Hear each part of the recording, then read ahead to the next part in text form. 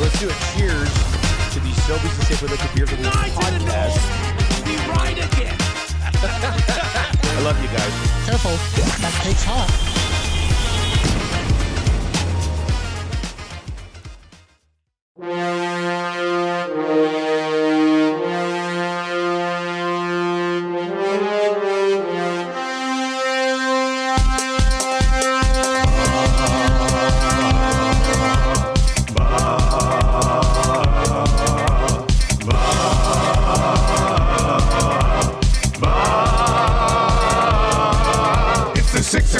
Check-in, come on, let's go. It's the AM Nasty Big Hello. It's not static, AM radio. It's the Cool Bev Red Hot Nielson Show. Let's go.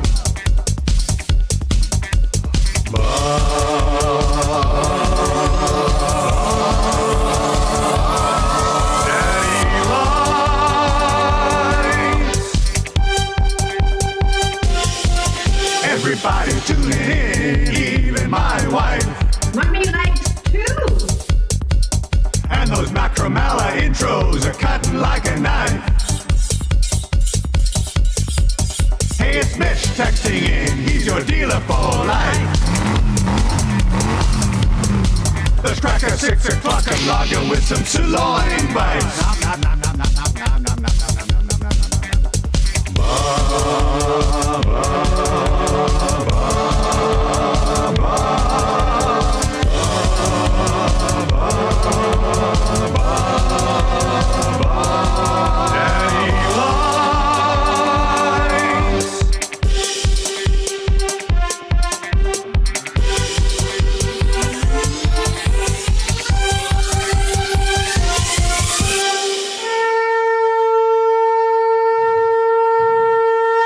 Well, a fantastic Monday morning here in the city of Edmonton. It's Wil Fraser. It's Hernan Salas. It's YouTube Trev on the Nielson Show.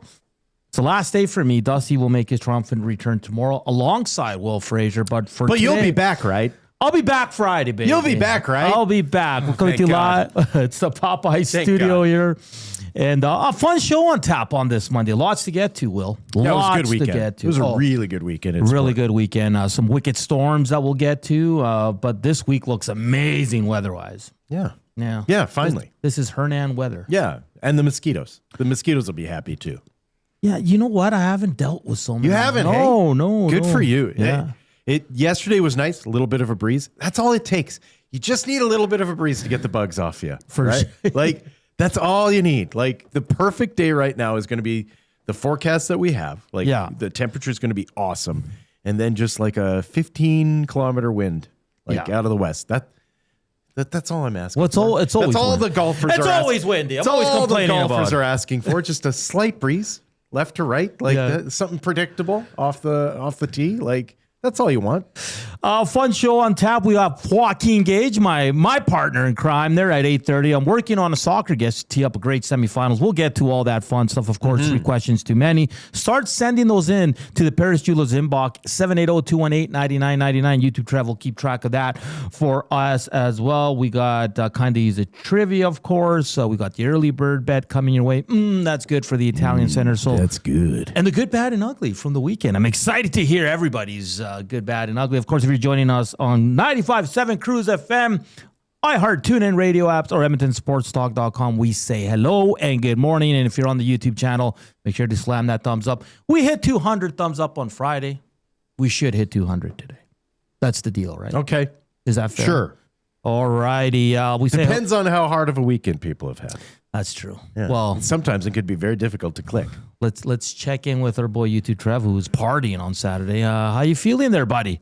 I feel great. I feel like $1 million, boys. My ankles. You had a summer barbecue, hey? I did, yes. Oh, terrific barbecue. Shout out Glue Guy and his fam. I was the only EST staff member there last year. Did they know you were coming? Oh, yeah, of course. Or did you just show up? Oh, no. They knew He's I was family. coming. Oh, yeah.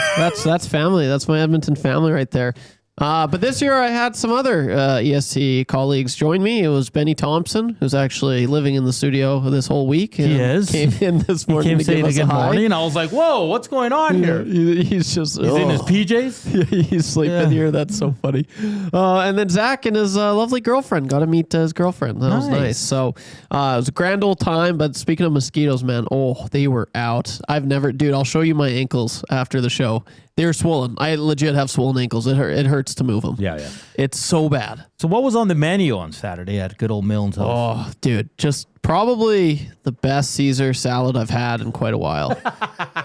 And it was unreal, man. I like 50% dressing. Like dude, just lathered. Yeah. That's the best Caesar salad, man. Because a lot of places these days they just on the opposite. I don't like it drenched in dressing. Well, it's because you're Mr. Fitness now. Oh, that's a good point. Yeah, Dressing on the side. You need the sauce, man. You have a light Caesar.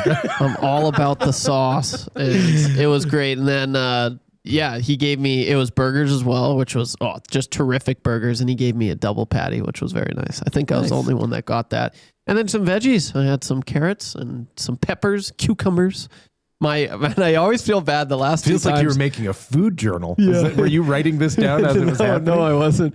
But the last two times, earlier in the week when I was at the ranch for the EST Golf Classic, the 3rd annual, people were looking at me because my plate was a mountain, man. But I've reached a point. It's like I don't care. I don't care. And that was kind of this as well. I just had the biggest plate. I miss those days when you could just eat and eat and eat. Hey, like I could still eat. You think so? Hey, yeah, but I know I can't. Oh man, I can. I still can. Yeah, for sure. I think I'm eating more. I have the you're push a away. beast. I have the push away of shame now. Yeah, where it's like, I can't. Oh no. Yeah. Keep them coming, man. I love food. How many burgers did Coob crush? Oh, he left right when the food got brought out, which was very unlike him. Obviously, it wasn't up to his standards. Yeah, I think so. Not too much sauce for me on the salad, something like that. Too much. It's too much. No, maybe not enough. Maybe not enough. I'm out. Honestly, it's probably not enough. I've had it for Zach, but yeah, it was a terrific weekend. I'll get to more of it at the end of the hour for a good, bad, and ugly. Oh yeah. You're holding out now. Yes. Okay, that's a tease. That's coming up shortly. Yes, that's a tease. About 30 minutes time. 30 minutes time. Like always, the Nielson Show is presented by Weiss Johnson. Get a new train furnace now and get 50% off any additional mechanical system done at the same time. Add in an air conditioner, heat pump, hot water tank, or garage heater and get 50% off plus no interest for 24 months. Visit wjsportstalk.com and book an estimate today. You said you went on a killer bike ride, Will. I did, yeah. How long? 45K round trip. Yeah, with more climbs than I thought. There was a lot of climbs, but went from Highlands all the way out to that new footbridge on the way northeast corner of Edmonton there. Basically, Fort Saskatchewan. You're a beast. So, yeah, it was a good ride. It was a great ride. It was a perfect day yesterday. So, yeah. I ran a lot this weekend. Yeah, well, you're in training. You're in the thick of it right now. But you know how we talked Friday and you were just telling me how you don't want to do marathons because it takes the joy out of it. Yeah. I'm ready for it to be done. Yeah, I just want to run to running. Right. You want to be able to just enjoy your run. Yes. And the best way to enjoy a run is to know you can just stop. Yeah. Whatever I want. Yeah. There'll be because right now I'm going 4 times a week and I've been consistent and I just don't want to break it. I'm so close. And 4 times is a lot. Yeah. That's a lot of mileage. Yeah. That's the other thing. Because it means that you're running on back-to-back days at some point in the week. At some point, yeah. But those are usually the easier runs. And the back-to-back, it's that second one where you're like, I don't know if why am I doing this? Yeah. At my age, why the hell am I doing this? Well, good luck. God bless you for doing the half marathon. Edmonton does it right, man. You talk about a running community. Edmonton has a great running community. So it truly is. Yeah. Last year when I participated in it, when you crossed the finish, everybody was so damn happy. Yeah, man. Yeah.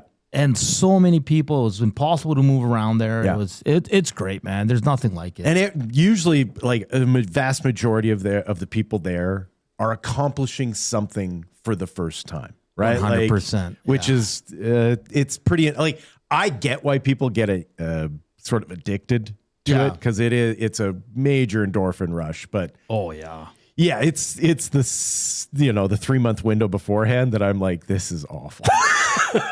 The training sucks. Yeah. Yeah. That's why after the marathon, it's like, if I run twice a week, I run twice a week. Yeah. If I don't run a week, I don't care. Yeah, you know yeah, what yeah, I mean? yeah.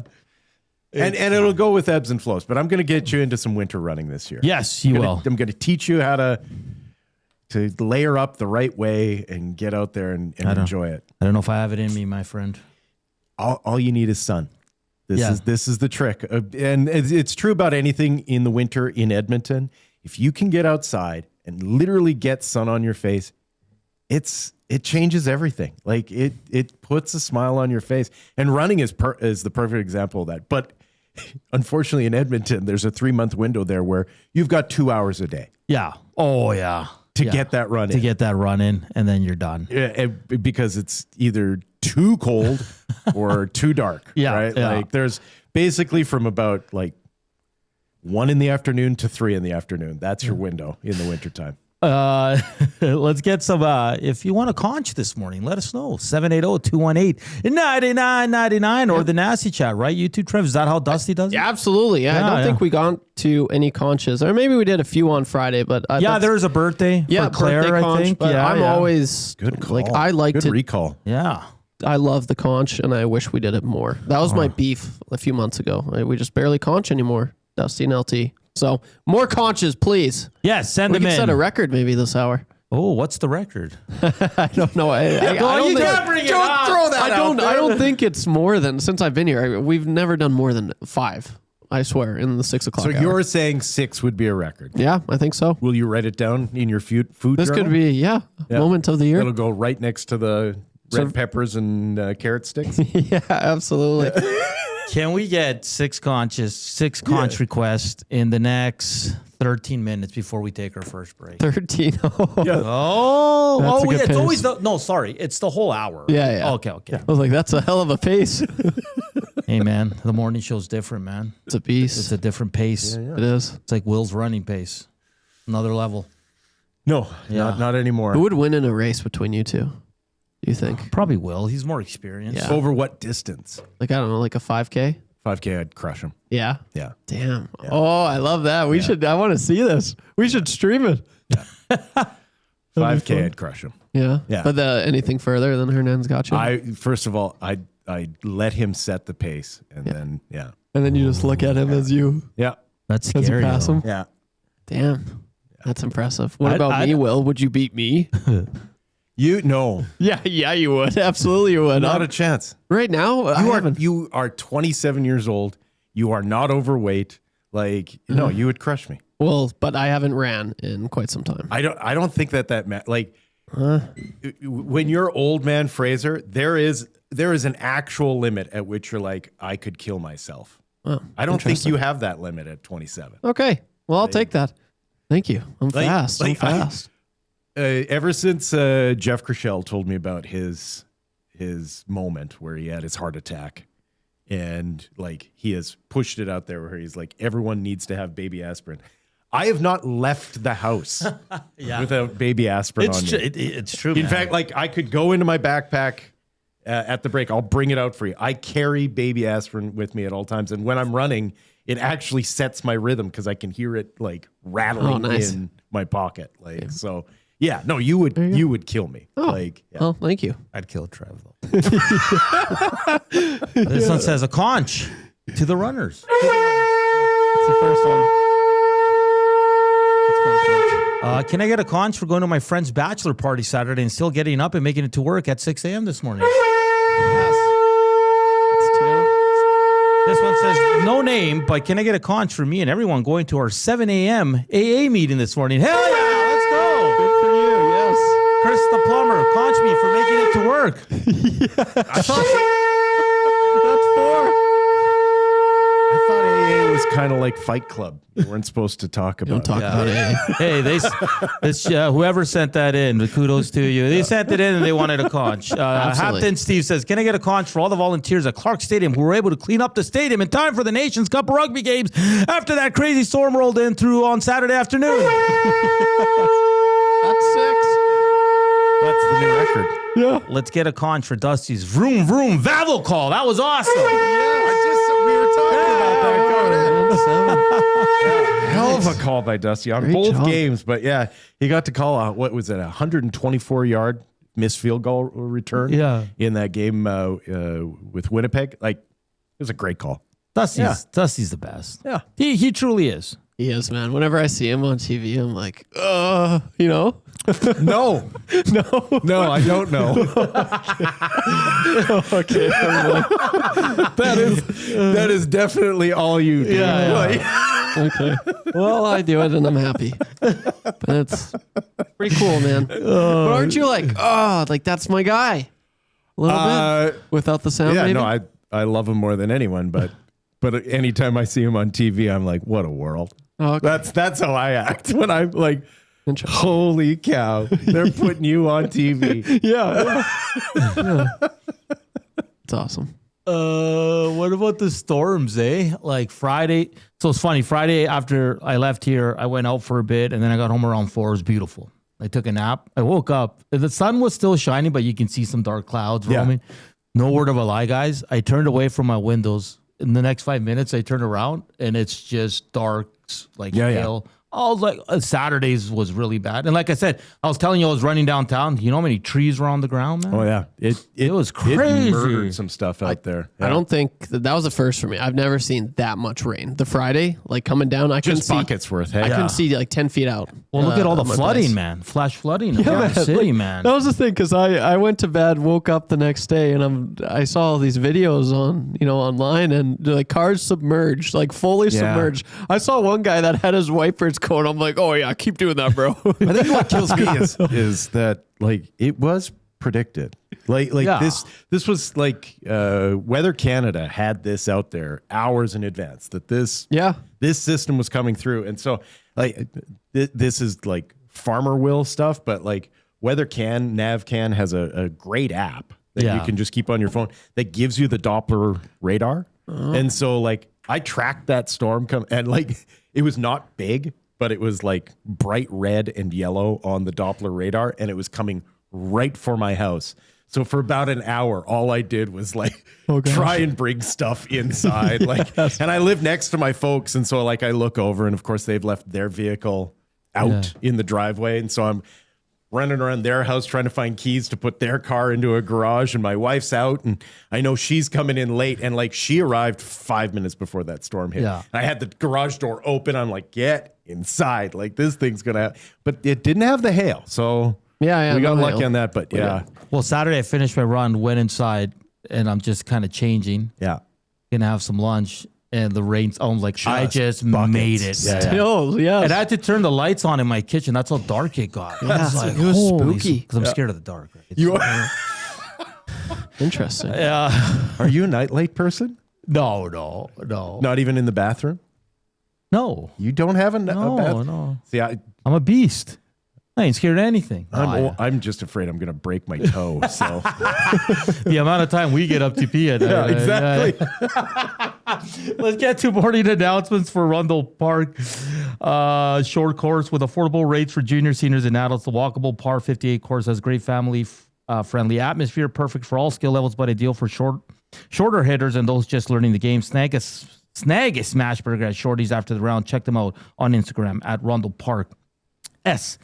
Let's kick it off with some Oiler news over the weekend. Colton Dach signs a 2-year deal, AAV of $1.2 million. This leaves the Oilers with $4.7 million in cap, the more they've had in many, many years. Right. But a guy they brought over with Dickinson last year, a guy that for me, I think this is low risk, high reward. He's a guy that's going to be a bottom 6. Let's not fool anyone here. But he's got a little bit of skill. And what I like about Colton Dach, he knows his role. You know, he's there to muck it up when the team needs it. He knows that. And I thought he was pretty good last year in a small sample size that we did see him. But Will, get your thoughts. I mean, listen, it's $1.2 million for a guy that still has a lot to prove.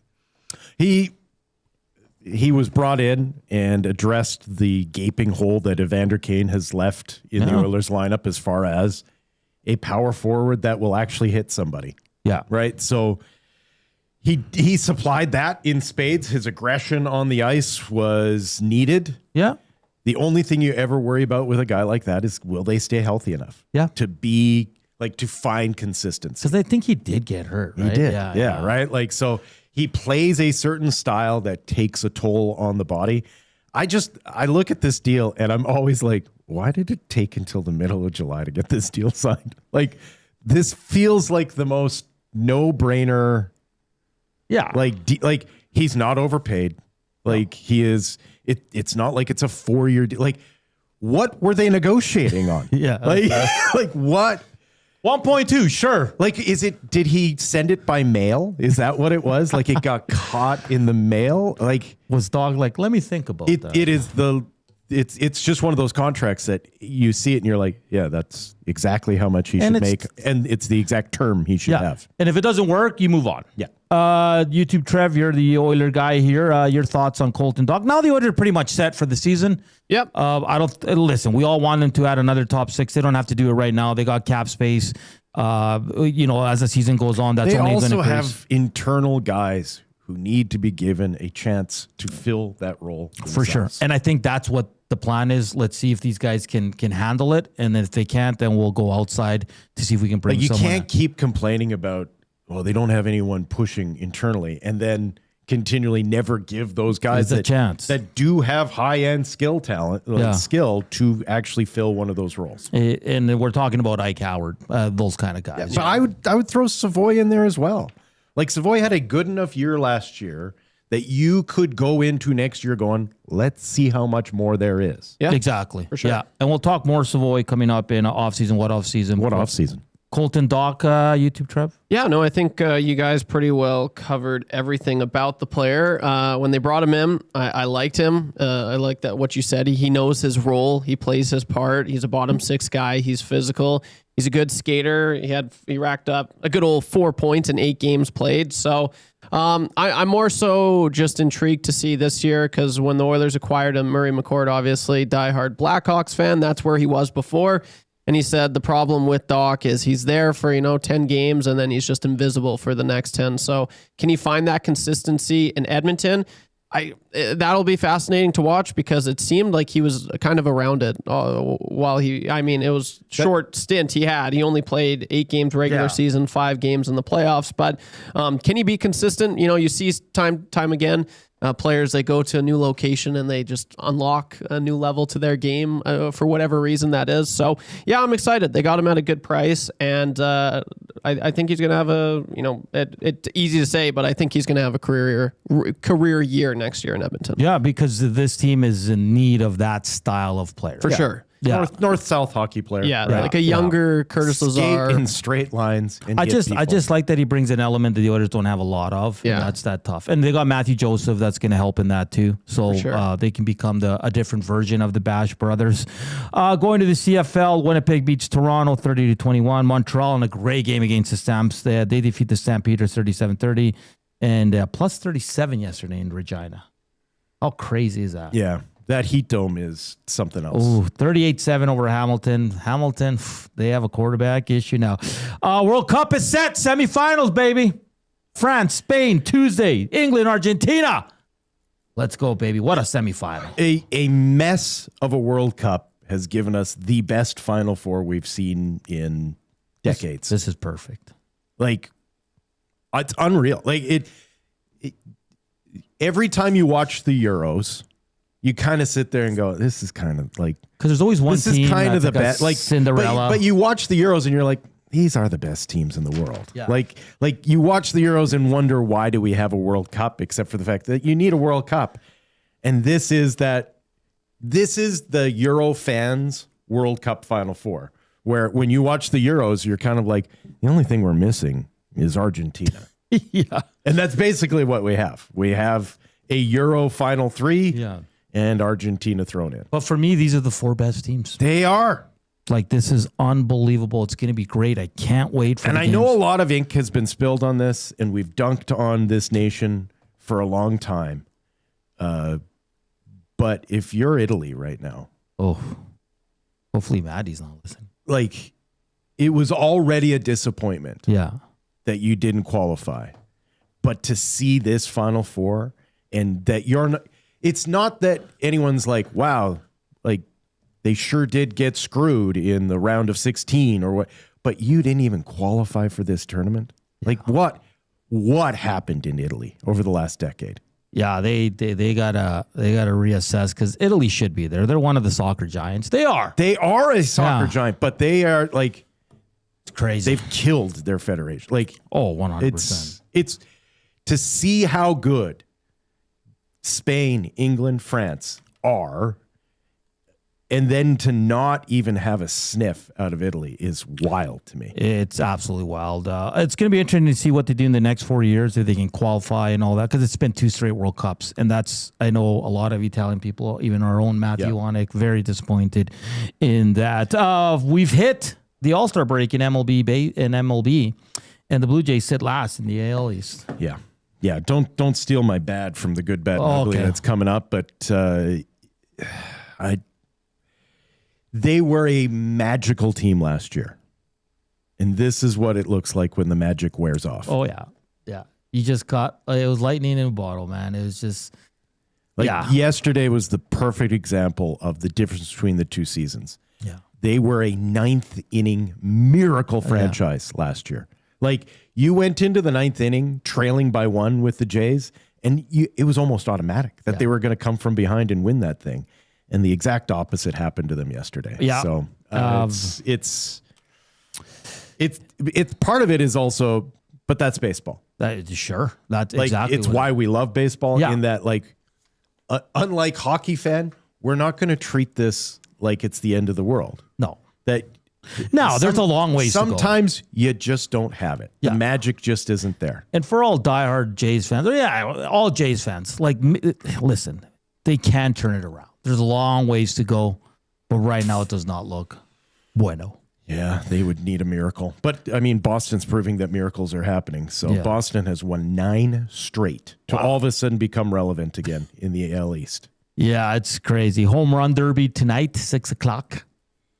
It's kind of, that to me as, actually we'll get to it next because we got to get to a break. It is not great on TV. Yeah. Looks like an absolute blast to be there in person. 100%. Yeah. 6:00 hour is presented by Ewell, your power play specialist. Ewell has the gear you need for your next electrical project with 3 Edmonton area locations that you can order online anytime at ewell.ca. Your Edmonton-based partner in power and source for all things electrical. And now it's time to get to a sports update with you two, Trev, for Paramount Flooring. Are you ready to treat your feet? Visit them in-store at 10707 184th Street on the West End or online at ParamountFlooring.ca. On the other side of the break, off-season, what off-season, and the good, bad, and ugly from the weekend. Here's YouTube Trev.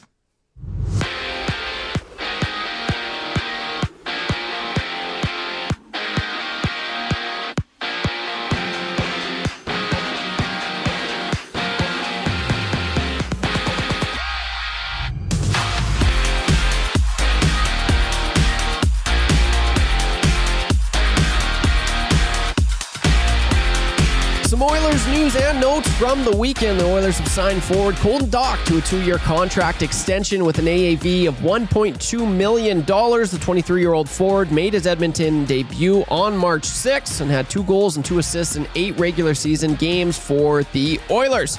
In the CFL, the Saskatchewan Roughriders cruised past the Hamilton Tiger Cats 38-7 at Mosaic Stadium. With the blowout win, the Green and White climbed to 4-1 on the season, matching the Elks at the top of the division. Elsewhere, the Owls edged the Stamps 37-30, and the Blue Bombers took down the Argos 32-21. Over at the World Cup, the Final Four is officially set on the pitch. France is set to take on Spain tomorrow at 1, while England and Argentina go head-to-head on Wednesday. To the Diamonds, where an 8th inning collapse cost the Blue Jays. The Jays dropped their rubber match 5-4 to the Padres, dropping the weekend series to 2-1. They'll take the next few days off with All-Star festivities before they host the White Sox this Friday. Sticking in baseball, the Home Run Derby launches from Citizen Bank Park in Philadelphia. The Derby starts tonight at 6 o'clock. And world number 1, Jannik Sinner, is a Wimbledon champion for a 2nd consecutive year, outlasting Alexander Zverev yesterday in a grueling 4-set thriller. With the win, the 24-year-old becomes just the 10th man in the Open era to successfully defend the Wimbledon crown. Closer to home, the Edmonton Riverhawks took down the Marion Berries yesterday. 10-9 is the score in that one, taking the series 2-1. They also have the rest of the week off for their All-Star break. And the Edmonton Stingers, they fell 112-94 to the Vancouver Bandits on Saturday. They now sit at 7-10 on the season. The Sports Update is brought to you by Paramount Flooring. We're expecting some changes in Edmonton this offseason. We're talking about your flooring. Paramount Flooring brings over 30 years of trusted service and expert installation with a flooring lineup homeowners actually want. No permission needed to contact us. Visit our showroom open 7 days a week or online at paramountflooring.ca. I'm YouTube Trev. You're up to date.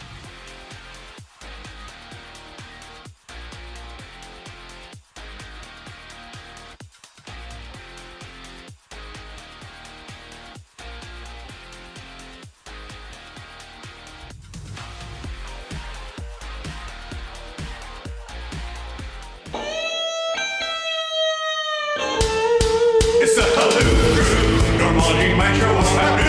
Here we go, we got station brew. Money Orlando got one too. It's the Halloo Crew. Don't ask what second mind I do. Intellectual feels that's true. They can churn you with that glue. Keep his cover diesel. Go back because the legal. Your name after so sequel. Laughing just like we will. We can play together. Check the slow back to the middle. Take notice, it's like a line of gold or maybe silver. It's the Halloo Crew. The story about tomorrow. Doing a cameo sometime from morning radio. Halloo Crew, Grumpy Cat from Grand Prairie, Whitefield, Orlando, the north side, Normandy. Schadenfreude, the happiness of others they avoid. They take pleasure in your hemorrhoid. Your misery makes them overjoyed. Schadenfreude, on and off the edge they will destroy ya. They're guaranteed to never ever bore ya. So they wish you happy Schadenfreude. We're back here on the Nielson Show on this wonderful Monday morning. Just looking out the window, it looks beautiful right now. This week expected to be hot. Finally, some good weather. Go out there and enjoy it. We say hello to everybody on 95.7 Cruise FM, as well as iHeart, TuneIn Radio apps, EdmontonSportsTalk.com. And if you're watching us on YouTube, we say hello. Hit us up on the Nasty Chat. Slam that thumbs up for us. And don't forget to hit us up on the Paris Jewelers inbox at 780-218-9999. And like always, we got to get to off-season. What off-season? What off season? Brought to you by GCL Diesel, providers of the best engine components around, from turbochargers to injectors, fuel pumps to sensors. They are the critical engine component experts, proud to serve Edmonton and Northern Alberta area for over 50 years, fellas. So this weekend, I was kind of just going over Puckpedia when we saw the Colton Dach news and seeing that the Oilers had 4.7. So I kind of looked ahead a year down the road, boys, and all the contracts that are going to come off the books. Now, there's two players that you're going to have to sign, that you're going to sign, and that's Matt Savoy and Devon Levi. But you're going to have about $9 million, over $9 million when everybody's off the books next year. Yep. That will be a UFA or whatever. And so I wanted to touch quickly on Matt Savoy's next contract. I mean, a kid that this year took a really big step forward. He got better as the season wore on. He looks like he's going to be a top 6 guy. He's good on the penalty kill. He's trusted. He does look like he's figuring it out. Right? Oh man, he was so good this year. Like he surprised me. He had a good season in the AHL the year before, which is good. He wasn't rushed into the NHL. So quickly, just looking at his numbers from last year, 37 points in 82 games. He played in the 6 playoff games, only had 1 point, but a guy that I think is going to be a big part of this team because he can play the two-way game. So my question to you two, Trev and Will Fraser, and all our nasties listening and watching is, Matt Savoy will be up for a new contract after this season. Should the Oilers go long-term and just lock him up and pay him a little extra right now? And then people might be like, that's a little too high, but in years 3, 4, and 5, it's going to be a value deal. Or should they just go short term and see what they have? Trev? No, I see a player there for sure. You lock him up long term, and I'd be willing to sign like an AAV. What would you think? A long term AAV?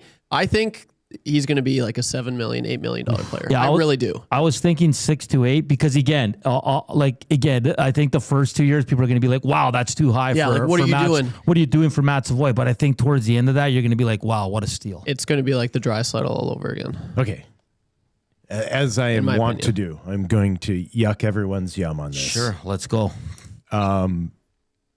My concern is always going to be he's not all of a sudden going to become a 6'3", 220-pound player. Oh, that's fair. And small players have a tendency that when they drop off, they fall off a cliff. And so I'm far more comfortable with a guy of his size and stature paying him on the short term, even if it ends up costing you, than I am locking in long term and being stuck with an injury prone or a guy who just all of a sudden loses it. Like, I don't believe in hockey, at least, in the viability long term of physically small players. I believe they can have great moments. Yes. I believe that they can have MVP caliber seasons. I just don't think that you can count on it year after year after year. That either physically they're going to get beat up, or when their game drops off, it falls off a cliff. And that's always going to be my concern with a Savoy. And I agree with you guys. I was amazed by his two-way game last year. I did not think on the bingo card of young Oilers who was going to step up and prove themselves to be a valuable penalty killer. I never would have put Matt Savoy on there, but all of a sudden he was there. Like, there's so much to like, but when you're talking about locking into like a 6-year contract, I get real nervous when their stats line says that they are less than 6 feet tall. No, and listen, that's fair. I get we've seen some smaller players in Edmonton have a couple good years and kind of fall off. So I get what you're saying. I just think Savoy with the two-way game is different. But I get your point, and I think a lot of people would share kind of what you're saying. The good thing for the Edmonton Oilers, boys, is they can still wait and see what happens this year. I believe sophomore slumps are a real thing. We see a lot of players in their second year kind of take a dip. I'm intrigued to see what Matt Savoy is this year. Now, if he's around the 37-point mark again, I'll be happy because he's only in his second year in the NHL. He's probably going to bounce around the lineup. We'll see. I mean, Knobloch always changed the lines. We'll see if Babcock does it differently and just sticks with his lines for the most part of the regular season. But the good thing is the Oilers can wait after this year and see what he has. But let's just say, guys, that he passes his point totals. He's excellent on the PK still. Grows more into that two-way guy. If he has another outstanding season and like the point totals go up by 10, let's say, I almost think I think going from an entry level to an 8 million is just too much, but I kind of like 5-6 million. Now, well, how much did Holloway sign for? 8 million. 8 mil. I believe. But he did that as a 60-point player. Is that correct? But but that's his third contract too, because he went from entry level to the offer sheet. Well, he got an offer sheet. Yeah. He had 63 points 2 seasons ago, and he had 51 points in 59 games played last year. Okay, so yeah, he's kind of in that. Just under a point per game. If Savoy is in that territory, like, to me, you can't pay him more than that, I guess would be my thing. Yeah, I agree. I wouldn't go north of 8. No, I don't think you can. No. No. Honestly, Matt Savoy is a guy that I go to right now and say, do you want to sign a 4-year extension in the $4 million range? And I just need comparables. Yeah. Like, what's a comparable to Matt Savoy? Because, and again, we have to wait to see how he does this year. Again, unless he has a absolutely huge fall off, I don't think the Oilers are going to be too concerned about paying him. It's just what are they going to get at for him? But now you're seeing it, and you're seeing it with a lot of young players. A lot. Well, they're getting signed. They're getting signed young and for long term right away. Savoy's going to cost you $4.5 million just because it only costs the team a second round pick. Mm-hmm. To give it a contract, like to lose him would like, he's more than a second round draft pick. So you're gonna have to pay him more than $4.5 million. Yeah. So Stan Koven is only a year older. He's played a few more games. Obviously, he's at $6 million. I can live with $6 million for Matt Savoy. Yeah, Stan Koven that's a special player though. Like, But he didn't have the best regular season. He had wicked playoffs. His playoffs are like We're pretty similar in size as well. Yeah, same size guys. players. I mean, 44 points he had. He had 21 goals. Yeah. Savoy was at, 18, 19 goals? But I look at the playoff performance like. Yeah, 100%. But if we're comparing like guys with size, same age, like I can see them being in that range. I think 8 million would be a little, again, if he pops off for 60 this year, then you're probably like, okay, maybe we can go a little higher. But if he's around that 40 to 50 mark, I think 6 million is very reasonable for a guy like Matt Savoy. Yeah. Right?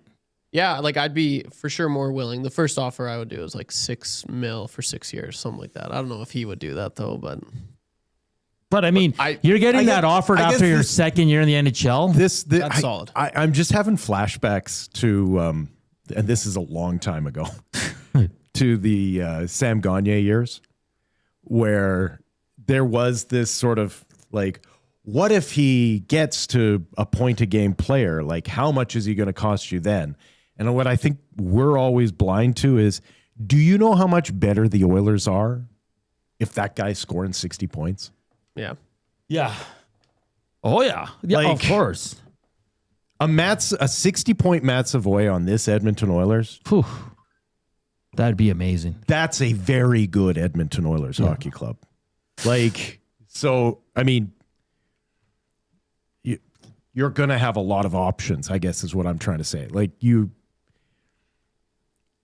it makes it almost easier to sign at that point because you're talking about a team that has ragdolled a league a little bit. Another comparable a lot of people are throwing in is Jackson Blake. He's only 5'11". He's 22 years old. He just finished his second full year, 53 points, of course, cup winner. He's also signed up until 2030, 31. He's making 5.1.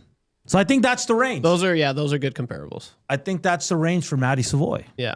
I truly do. And those thanks for everybody sending that into the Paris Jewelers inbox and the Nasty Chat. But Blake is also another good comparable. What's the ceiling for Savoy in your guys' eyes, like points wise? Do you think he could be a 60-point player? Is that pushing it?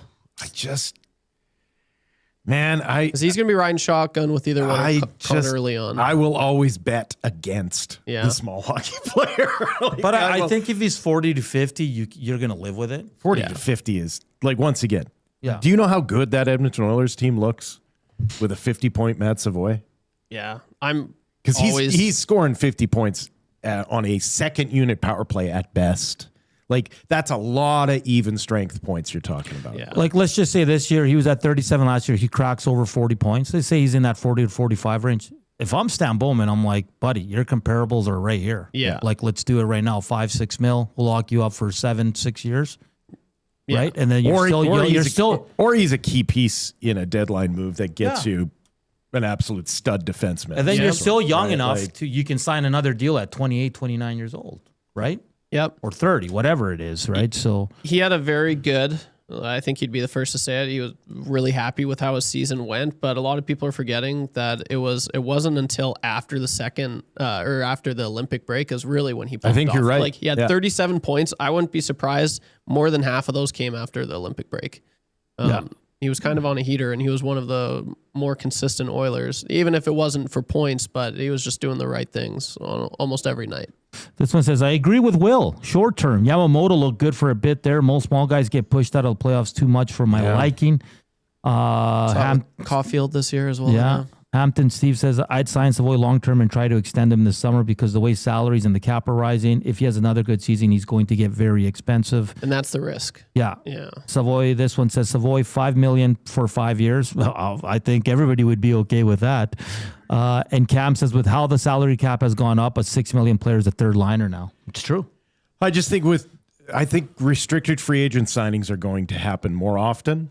I'm thrilled about that, but that means that $4.5 million hockey player is going to become very common coming out of entry-level contracts. Like the ability to bridge that, well, we just saw it with Dach. I mean, to be able to bridge a guy on that 2-year deal that pays him just above what he was making on his entry-level deal, that's gone. If you have any sort of talent coming out of your entry-level deal, someone's going to be throwing $4 million at you because it doesn't cost them anything.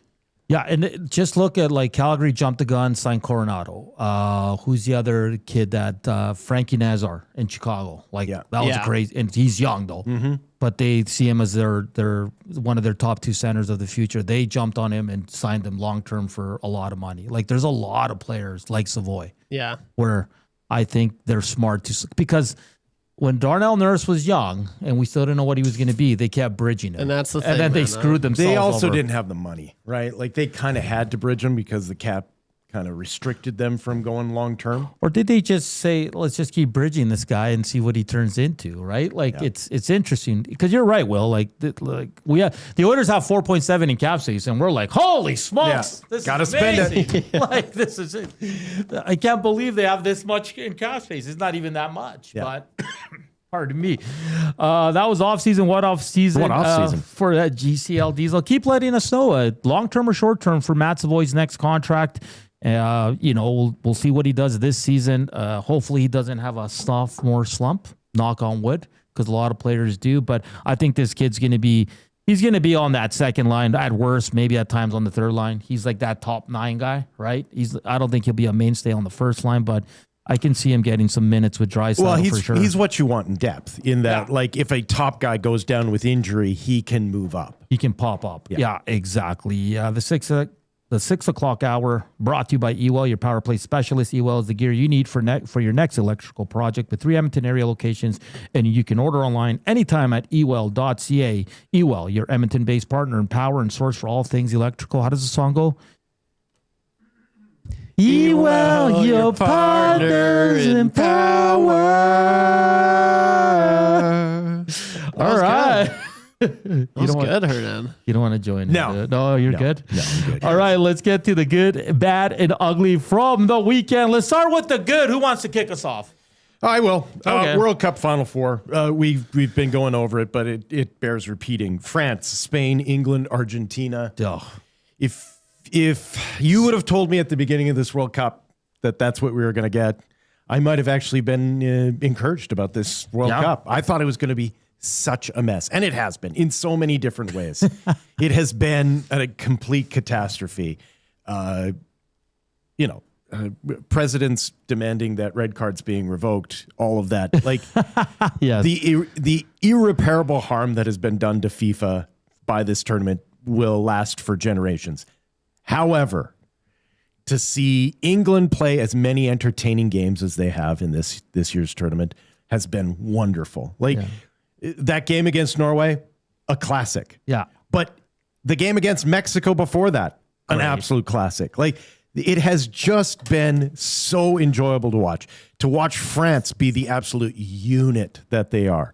And to think that we could see Mbappe Against Messi.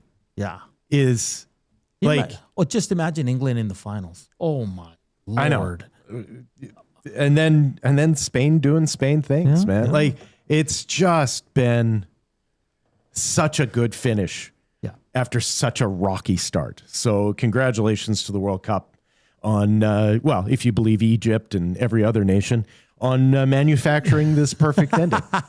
You two, Trev, you're good?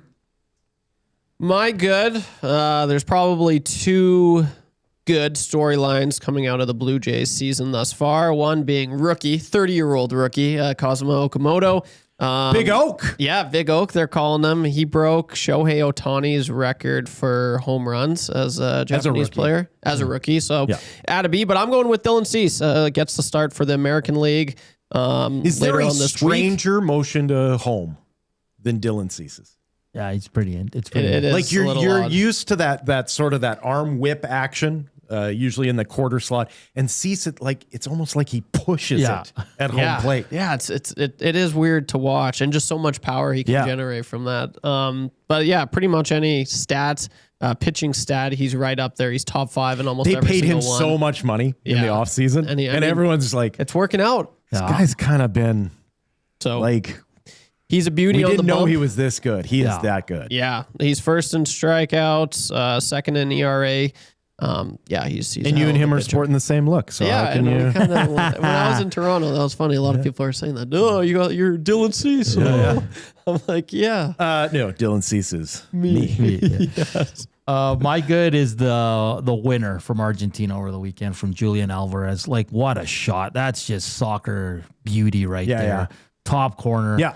He, like, as soon as he got the ball, he knew what he was going to do with it. Yeah. And that's why it's like, oh, but FIFA wants Argentina. Like, that's just a great goal. Like, appreciate the goal, man. Yeah. Like, don't like them, that's fine, but appreciate that damn goal. That was one of the best goals I've seen at the World Cup this year. Absolutely fantastic. So good on Julian Alvarez with an absolute cracker, like they say in the football business, of a goal there. So I'll give Julian Alvarez my good. Will, you're bad. Jays going into the All-Star break. We've talked about it. They don't seem to have that magic that they did a year ago, which actually shouldn't surprise anyone. That's the thing about magic. It's tough to repeat it. Yeah. If you repeat it, it's not magic anymore. It's just you're just a great baseball team. Yes. So, but I guess what's frustrating about the Jays going into the All-Star break is this is not a roster with holes in it. No, they're pretty good, man. This is a roster with very few questions that need to be answered as far as any position or slot. Now, they suffered terrible injury in the first month and a half of the season, but they don't really have that injury thing to blame anymore. And so the loss heading into the All-Star break was really disappointing because this is a team that is better than what they're showing on the field consistently. And so Look at it's Vladdy, just man. it's just been a disappointing year so far for the after Jays. so much hope after what they did last year. You're bad, Mr. YouTube Trev. I feel bad. I was telling Will this when he got in. I'm so pro rain. I love the rain, but I've had enough with the rain. I have. It's been broken annoying. you, has it? It has. Well, man. good news. I don't think it's coming this week, buddy. Yes, thank the Lord. Let's because go. I you know how many times I've tanned this year? Twice. I've tanned twice. He likes And- to tan in his backyard. Yeah. So what the heck? And it's just it's Is it bothering. us? Are we the ones that make you feel like you need more tan? No, I just like to have my a Dude, little bit of. hang on to that white wrinkle-free skin of yours, buddy. Yeah, it does do some damage for sure. My folks watched our show on Saturday morning, and they're like, "The young man beside you, he's very simpatico." I'm like, "Well, he's going to appreciate the young man." Hey, no kidding. Hey, say thank you for me. So I've gone disc golfing once in the last month. I've gone golfing also once in the last month. you got all week, buddy. You got this. And now it's finally it's looking good. So here's hoping the weather can finally, because we've had enough rain and it's great. It's good. Everything's looking green. need a I break. love it. And I prefer rain over smoke, but I want to go outside and do stuff. Yeah. Yeah, let's go. My bad is conspiracy theories in sports. Like, listen, we all know FIFA. We all know the Olympics. Yes. Every league there's a little bit of corruptness. But, like, can we just enjoy it? Why does every goal and every game and every foul and everything that happens in sports is like, well, but they don't want him to win? Like, I'm just tired of it, man. Just enjoy it. Yeah, I guess I'll add on to that. My frustration is the fact that we're supposed to act shocked. Yeah. Like I think we've seen enough in sports to know that to 100% trust the validity of the outcome is foolish. Yeah. And so, yes, you do need to switch your expectation as a sports fan and a consumer.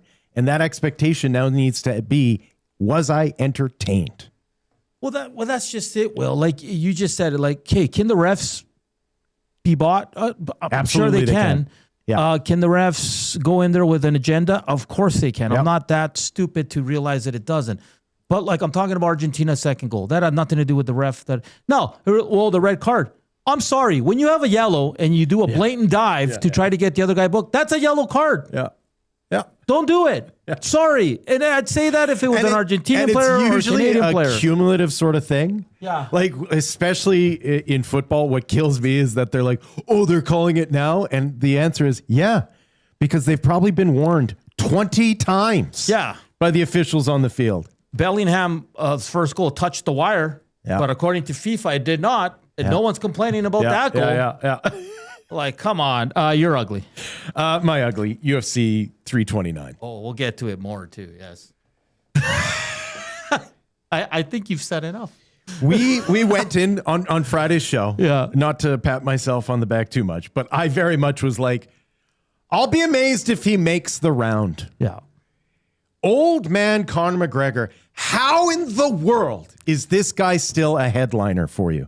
How bad is your league if you are still calling in Conor McGregor to sell tickets for you? The last win in the UFC for Conor McGregor, so this weekend, was UFC 329. Can anyone tell me? No. UFC, it was Cerrone. What was that? 246. Oh, yeah. UFC 246, January 18th of 2020 was the last time this guy won a fight in the UFC. And he's your headliner.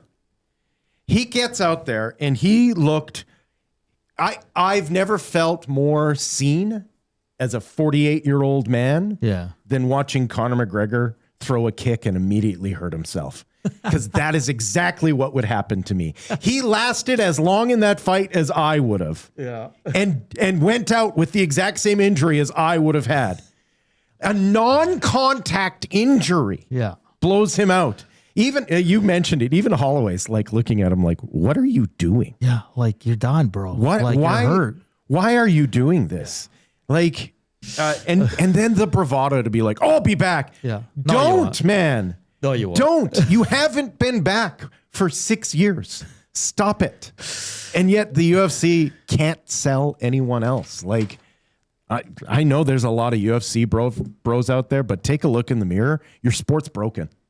Your league is broken. Yeah. If that's your headliner, your league is broken. We'll get to more of that fight in the 7 o'clock hour. YouTube, Trev, quickly, you're ugly? Mine's the exact same. That sucked. I was excited, man. I really was. You believed the lie, did you? I was just like, let's go, baby. And then immediately I was like, what? This is a joke. What happened? And so, yeah, that's my ugly. It has to be the ugly from the weekend. My ugly quickly is the Tiger Cats and their quarterback situation. Jake Dolegala is not it.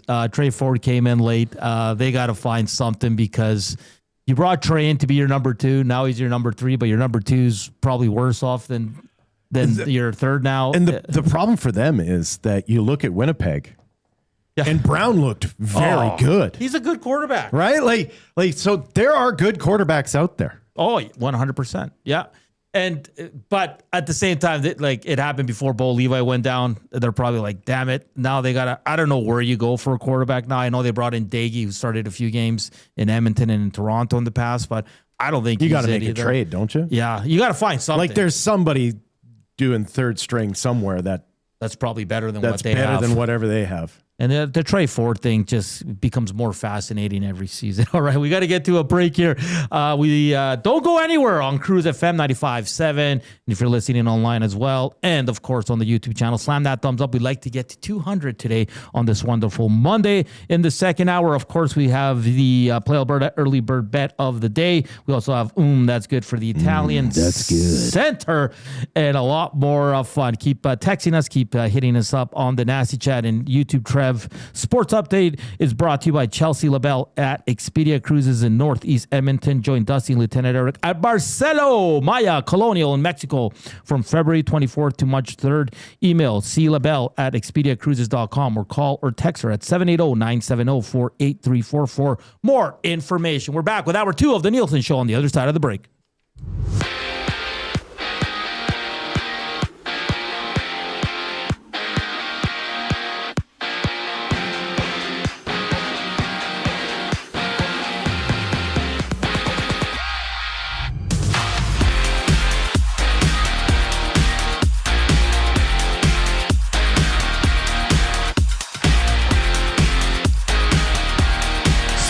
Oilers news and notes from the weekend. The Oilers have signed forward Colton Dach to a 2-year contract extension with an AAV of $1.2 million. The 23-year-old forward made his Edmonton debut on March 6 and had 2 goals and 2 assists in 8 regular season games for the Edmonton Oilers. In the CFL, the Saskatchewan Roughriders cruised past the Hamilton Tiger Cats 38-7 at Mosaic Stadium. With the blowout win, the Green and White climbed to 4-1 on the season, matching the Elks atop of the division. Elsewhere, the Owls edged the Stamps 37-30. The Blue Bombers took down the Argos 30-21. Over at the World Cup, the Final Four is officially set on the pitch. France is set to take on Spain tomorrow at 1, while England and Argentina go head-to-head on Wednesday. To the Diamonds, where an 8th inning collapse cost the Blue Jays. The Jays dropped the rubber match 5-4 to the Padres, dropping the weekend series 2-1. They'll take the next few days off with All-Star festivities before they host the White Sox this Friday. Sticking in baseball, the Home Run Derby launches from rocking Citizens Bank Park in Philadelphia. The Derby starts tonight at 6 o'clock. World number 1 Jannik Sinner is the Wimbledon champion for a second consecutive year, outlasting Alexander Zverev yesterday in a grueling 4-set thriller. With the win, the 24-year-old becomes just the 10th man in the Open era to successfully defend the Wimbledon crown. Closer to home, the Edmonton Riverhawks took down the Marion Berries yesterday. 10-9 is the score in that one, taking the series 2-1. They also have the rest of the week off for their All-Star break. And the Edmonton Stingers, they fall 112-94 to the Vancouver Bandits on Saturday. They now sit at 7-10 on the season. Sports Update is brought to you by Expedia Cruises. Join YouTube Trev for the best trip of his life. A weekend of Blue Jays baseball in Toronto, July 17th to 19th, 2026. Contact Chelsea LaBelle at Expedia Cruises in Northeast Edmonton to join Trev in Toronto. Call or text 780-970-4834. I am YouTube Trev. You're up to date.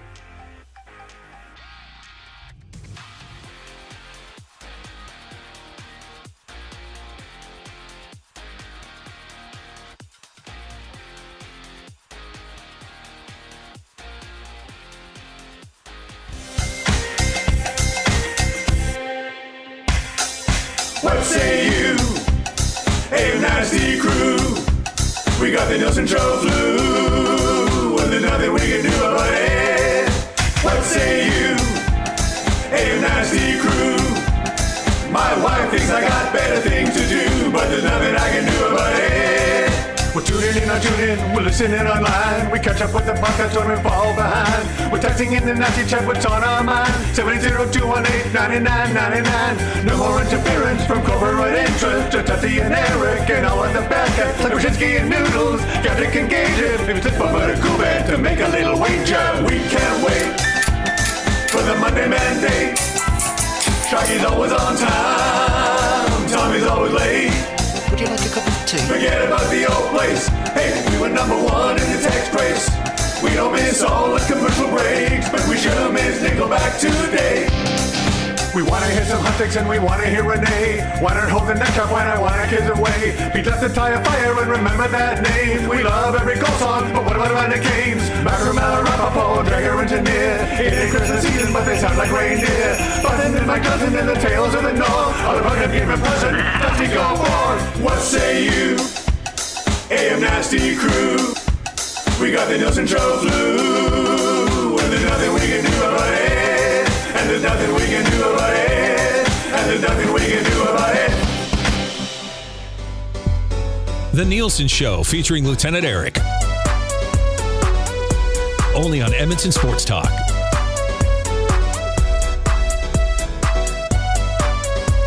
7:08 on a Monday morning. Welcome back to the Nielson Show. It's Will, Fraser, Hernan, Salas in for Dustin Nielsen, and Lieutenant Eric. Dusty makes his return tomorrow. He'll be alongside Will, and of course our wonderful producer, YouTube Trev, is in the house as well. This hour is wide open. It's for you, Nasties. We're going to talk a lot of different sports here. We got the Play Alberta early bet of the day. And that's good for the Italian Center. That's good. Start sending in 3 questions too many. We need you to, Trev, to select the 3 best ones so we can do that just after 8 o'clock. So send those into the Parachuters inbox. 780-218-9999. The 7 o'clock hour is presented by Game Sense. When gambling, set a budget before you play. Stay informed and visit GameSenseAB.ca to learn how. Remember, if you gamble, Use your game sense. And we say hello to everybody listening online and on 95.7 Cruise FM, as well as everybody watching us on the YouTube channel. Slam that thumbs up. We want to get to 200. What are we at, YouTube, Trev? Can you see? We are at, oh, you know what? Actually, there's like this new update on YouTube. I swear. It's not letting me refresh on the back end of our analytics. So I don't know. It only shows the comments. And Let me look. They don't want you to know. We're only at 72. Wow. Yeah, something's up with my YouTube. I got to That's fix terrible. It's a lot, you know. We're on pace for It was a 200. weekend. Are we? Yeah, just under. So it was a weekend. Yeah, Give people a why break. can't I Don't be a refresh? pleasure. You don't delay. always have to be so down on everyone. We gotta keep it down. Benny's sleeping. Is he still sleeping? I think. I absolutely love the fact that you have a kid flopping in Yeah. your office, Isn't that like nice? just couch surfing. Yep. Oh yeah. Does he need to make up with his mom? Like, His, what's going on? His basement's getting renovated. his living area in the house. Oh, is he? Yeah. But he's still living at home. Yeah. Yes. But they've been like, you should probably go find somewhere else while this takes place. Yeah. Yes. So he asked around. Actually, I think he That's just asked wild. us. I love everything about that. Yeah, his I dad. love the fact that he was evicted by his parents. Yeah, his dad Nate the Builder. He chimes in the nasty chat. I'm sure he'll chime in eventually Chime here. in but again. When is he he's- allowed back home? He's doing great so far. Do you want us to go? I don't know, prank him there, Nate. You know, get some water balloons. Just absolutely. Well, we have That'd be funny. 279 watching. All I'm saying is we should be at 200. That's all I'm saying. Sure. Yeah. Why I not? agree, buddy. Okay, let's get back to this UFC. And my bad was conspiracy theories in sports. Okay. Okay, so I saw everything that he got hurt in the dressing room when he was warming up, that Okay. he didn't come out with the same bravado that he always does, that he Okay. knew he was going to lose before he even entered the ring. Okay. Then they showed him, when they meet outside the ring and they kind of, check him and all Sure. that, and he's getting out of his runners. And it does look like he's gingerly putting his right foot down. He looked kind of hurt. Then the fight starts. He comes out with a flying kick. You see him land on his right leg. You can see he hurt it. He buckled. He buckled for sure. But can we just he just got hurt? Can we just leave it at that? If he's injured, there's no way he's coming out and doing that. Like, I refuse to. Like, believe what's that. the point of it? I don't mean to say this to dismiss the conversation. Yeah. That's not what I'm doing. But who cares the series of events that led to it? In Sure. that what we're talking about is a 37-year-old athlete who has not fought for 5 years 5 years in the UFC. And in that period between the last time he fought and now, he had his leg broken and then did more steroids than East Germany. And that's a fact. Like, you look at him in the film roles that he's he was jacked, and he's going to claim that it was part of his recovery process. Fair. That's fine. Like, you got a doctor who's telling you to do what that's between you and your doctor. You're not a competitive athlete. Do whatever the heck you want. Yeah. But everything comes at a cost, especially when you're over the age of 35 as an athlete. And he carried around way more weight than he should have.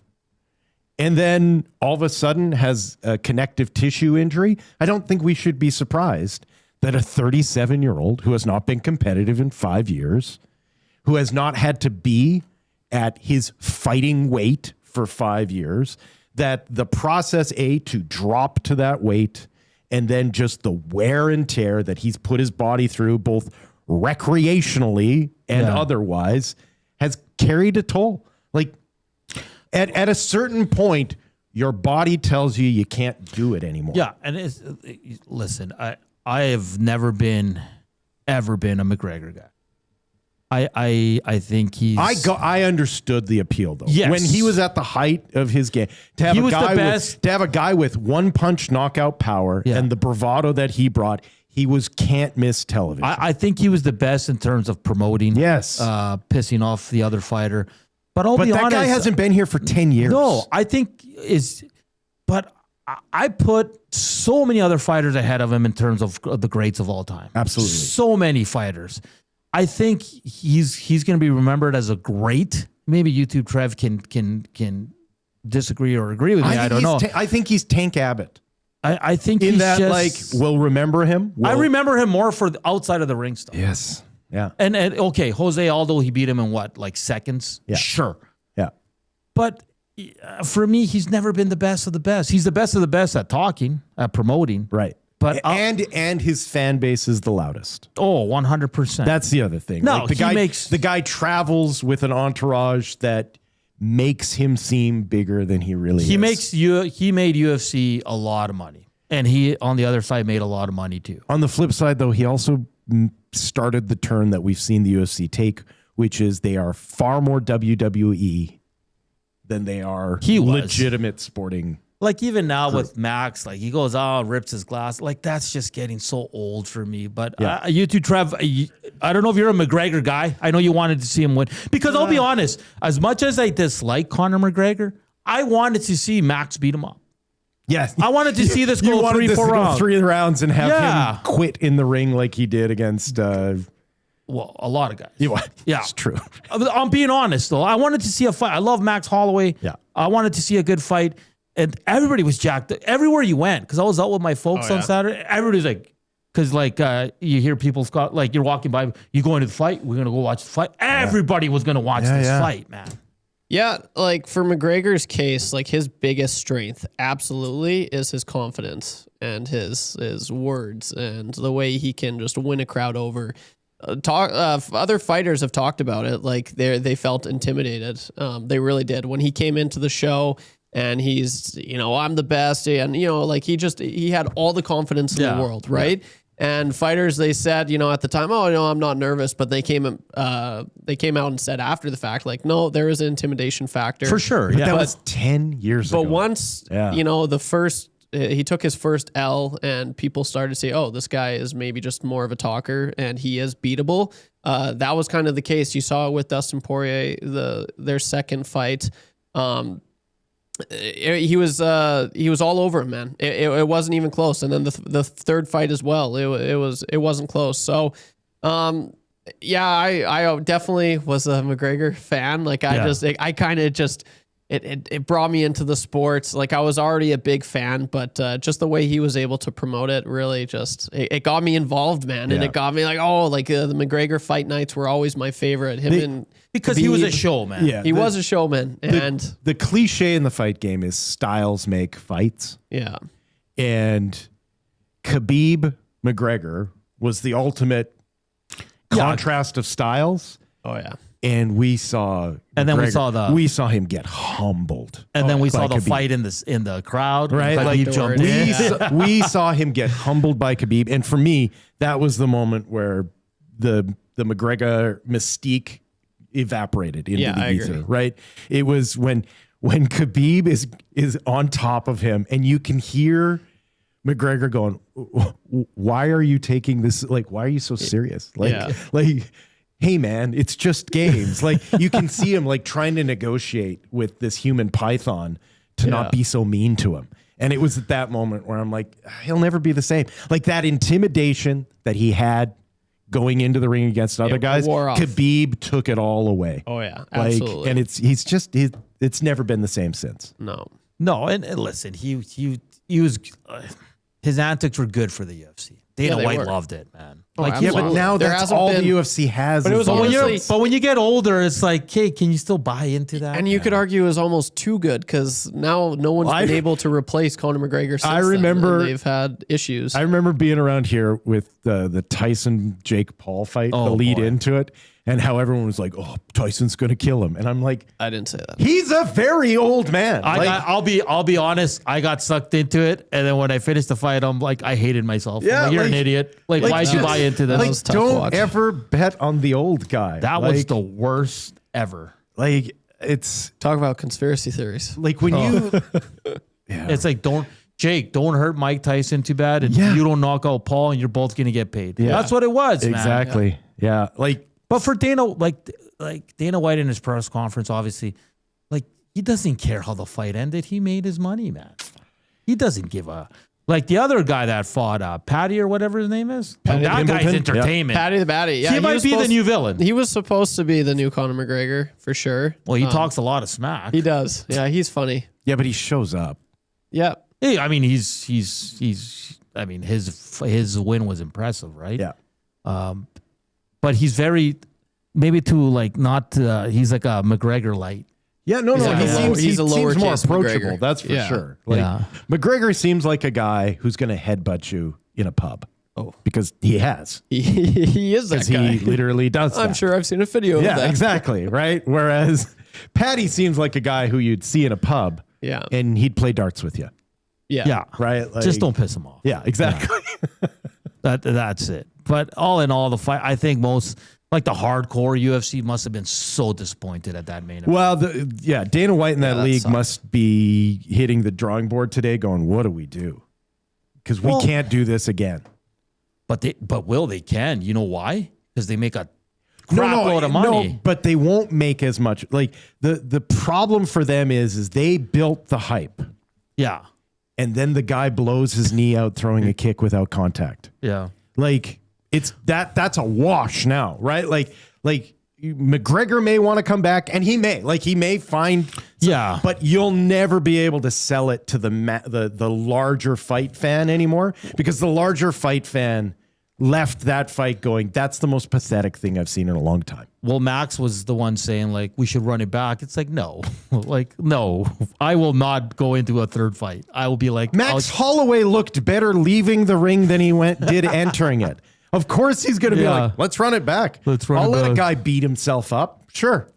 Like, he looked like a fish out of water.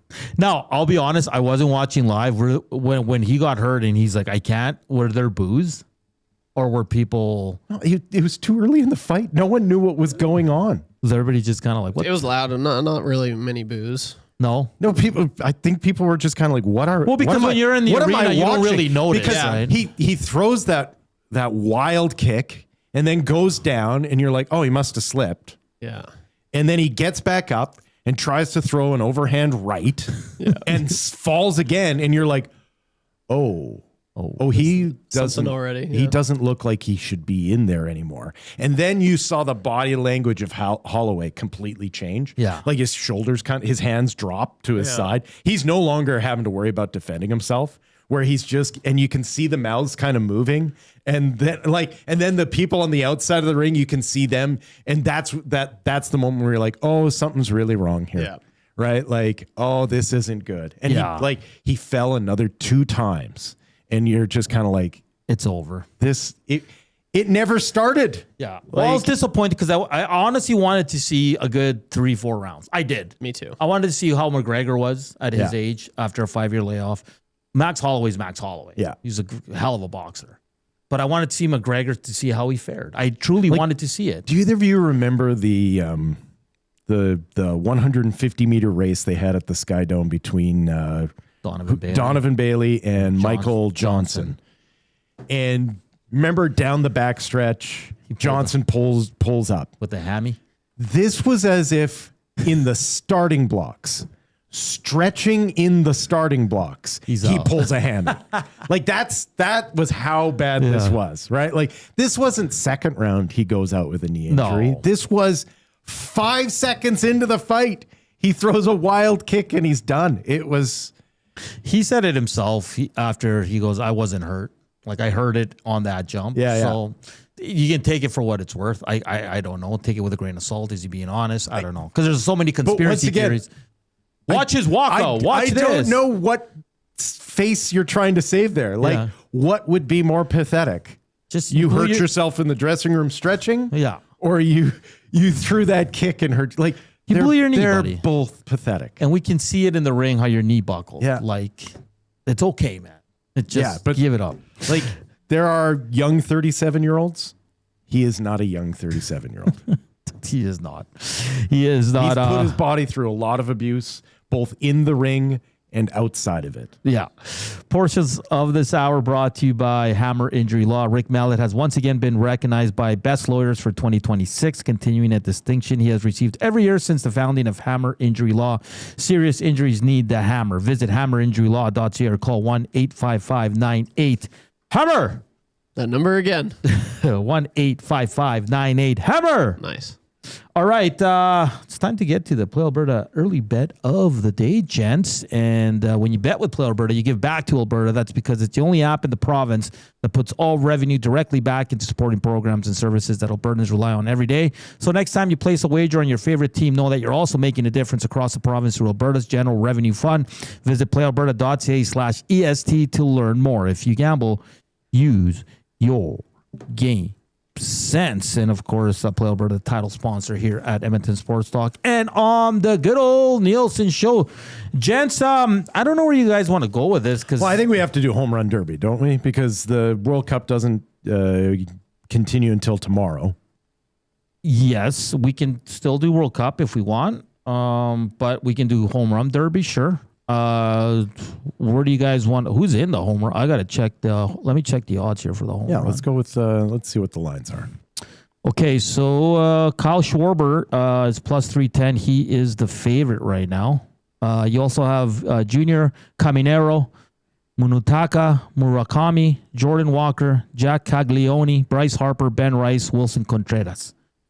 In that order, Kyle Schwarber is the favorite, followed by Junior Caminero. I like Bryce Harper at home, man. Sure. Plus 800. Yeah. I was going to go Bryce Harper. I like Bryce Harper at home. Okay. Well, let's go. In front of the hometown? Let's do it. What do you got, you two, Trev? I'm going to say, so go ahead. Go ahead. Chalky, maybe. I'll take the favorite. Schwarber. Let's go. What's that? I don't know if we can do that on a same bet. On a Probably not. Okay, let's go Argentina. Argentina to win? Yeah. Okay, fair enough. And I'm going to go Argentina three-way or money line? Money line. Money line. I'm going to go Spain and France both to score one goal tomorrow. Okay. Is that fair? I like it. Okay. Let's go. And Bryce Harper, I like that one. That's good. You know he's going to win it at home. You just know. I'm Conspiracy thinking so. theory, they're going to make him win. It feels like like if he does win, it is to no one's surprise, No. right? Like everyone's sitting there going, "Yeah, the guy knows how to hit a lot of home runs. Of course, he showed up, ready to play." Yeah, it's going to be. Do you still watch it? I don't watch it anymore.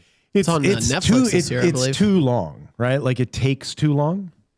Yeah. And in the YouTube era where things can be clipped up, it is far more enjoyable to watch in a clip format than it is to watch live. Just give me the final. Yeah. Yeah, I don't need to see all 8 guys or whatever. Whereas if you could attend it in person, that looks like a party. It's probably a lot more fun.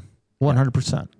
It's probably a lot more fun than what I remember back in the day, though. I wouldn't miss it. I mean, you can definitely turn it into a drinking game. That's for sure. But that sets up a very long week on a Monday if you're doing a home run derby drinking game. Yeah, because MLB doesn't return till Friday. I think, and the game's on Tuesday. I think Wednesday's like the slowest sports days. Yeah. At least we'll have the World Cup. Yes. We'll have Argentina, England. And we have the Open kicking off this week. Yes. So... And more CFL action, of course. Friday, the Elks host the BC Lions. You two, Trev, will be down there at the tailgate. No, I won't be. No, I know. You're going to Toronto, right? Yeah. You lucky Dach. Lucky Dach. I can't wait. It's going to be amazing. Trip of a lifetime. I want to take so many photos. Do you know how many Nazis are going? I think 20. Really? Poor Toronto. Oh, yeah. It's going to be lit. We're going to party. I can't wait. There's a pool. That poor WestJet Pool and a flight. hot tub at the hotel. I'm Nice. just going to live in that pool. And it's like right Get downtown. out and see the city. I will, but at nighttime I want to go in that pool. There's these cool lights. We told The you go photos for I've seen. one early morning run. Yeah, I might do that. Well, we'll see how I feel. Have some good food. Oh, so much good food there. Oh, yeah. Yeah, because you're not a picky eater. No. That's one thing. I was younger, very, very picky. I've grown up. I'm not picky. Like, I don't hate anything. You know why that is? Because you've Matured. No, you've had to pay for your own food. Oh, yeah. I remember being I remember Right. living on my own at 19. Yeah. And 19? and literally having to do the old sofa dive to try and put together $1.10 for a McDonald's cheeseburger. And up until that point, I I just saw a kid doing this the other day. I had been the pull the pickles off and chuck them kid. And it was the first good meal I'd had in a day and a half. And I remember being like, I can't sacrifice the calories. I gotta eat the pickles. And sure enough, I was like, you know what? Pickles on hamburgers they kind of rock. Right. But up until that point, I was a little kid eater. And that's when I realized, this is what it means to be an adult. It means you eat all the food given to you. Pickles on anything is elite. Oh, yeah. Oh, yeah. Deep fried pickles. Yeah. You know who doesn't like pickles? Who? Dusty. Of course he doesn't. He's a child. We'll finish with Caster. McGregor had 15 million reasons to take that fight. Not surprisingly, he still draws. Buddy and I went to our pub to watch Argentina game Saturday night, not realizing it was UFC night. The place was packed. Yeah. He still packs. No, but I guess this is my point. Why? I get it that he does. Yeah. But he shouldn't. I get what you're saying. He hasn't been relevant in a decade. Yeah. It's the gravitas. Well, it's I mean, we saw it with Mike Tyson. Everyone saw the Tyson-Paul fight. Yeah, I was a sucker for once again, a guy who has not been relevant in the fight game in that case in over 20 years. Yeah. Oh, 100%. 100%. Coming up next, we're going to look at some stats for Justin Rankin. I saw this over the weekend. I could not believe it. We'll go around the world of sports as well. Of course, coming up in the 8 o'clock hour, Joaquin Gage, 3 questions too many, kind of easy trivia. And we'll have the wrap for William Huff, all that fun stuff. Dustin Nielson does return tomorrow. He'll be alongside Will for the next 3 days. And then Will and I are back on Friday. And then I think I'm with J-Mo on Monday. And then the whole crew is back together. You're hitting all the heavy hitters. Oh, man. It's crazy. From Will to J-Mo, I mean, I'm the luckiest man alive.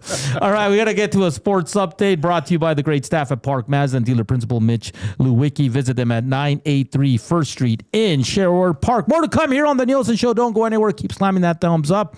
If you're listening on Cruise FM, we say hello once again. Don't go anywhere on the YouTube channel. Like I said, hit us up on the Nasty Chat. Paris Jewelers inbox 780-218-9999 and slam that thumbs up for us. We're back after a quick break.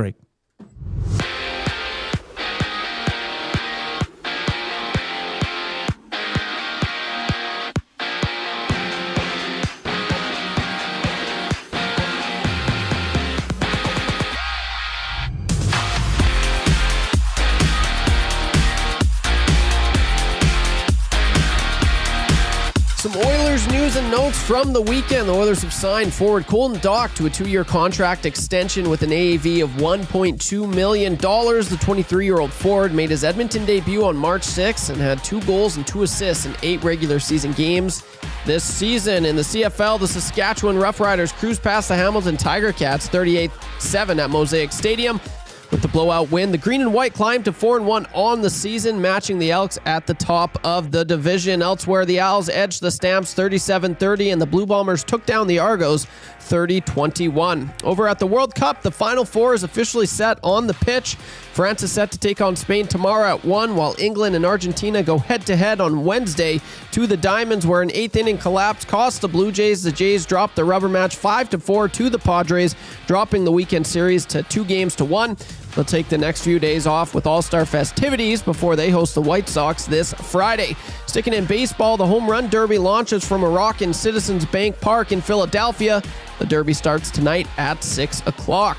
World number 1 Jannik Sinner is the Wimbledon champion for a consecutive year, second consecutive year, that is, outlasting Alexander Zverev yesterday in a grueling 4-set thriller. With the win, the 24-year-old becomes just the 10th man in the Open era to successfully defend the Wimbledon crown. Closer to home, the Edmonton Riverhawks took down the Marion Berries yesterday. 10-9 is the score. They're taking the series 2-1 over the weekend. They also have the rest of the week off for their All-Star break. And the Edmonton Stingers fall 112-94 to the Vancouver Bandits on Saturday. They now sit at 7-10 on the season. The Sports Update is brought to you by the great staff at Park Mazda and dealer principal Mitch Lewicki, your dealer for life.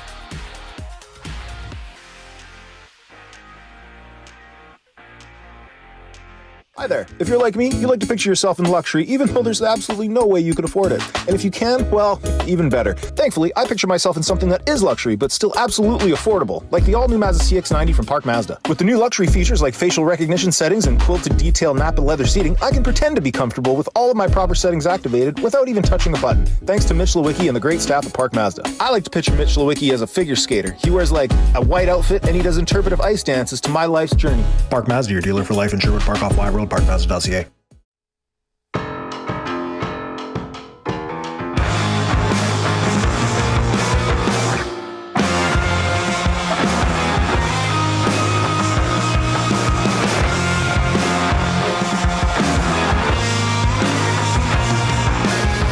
Step closer to the hollow, the devil may care.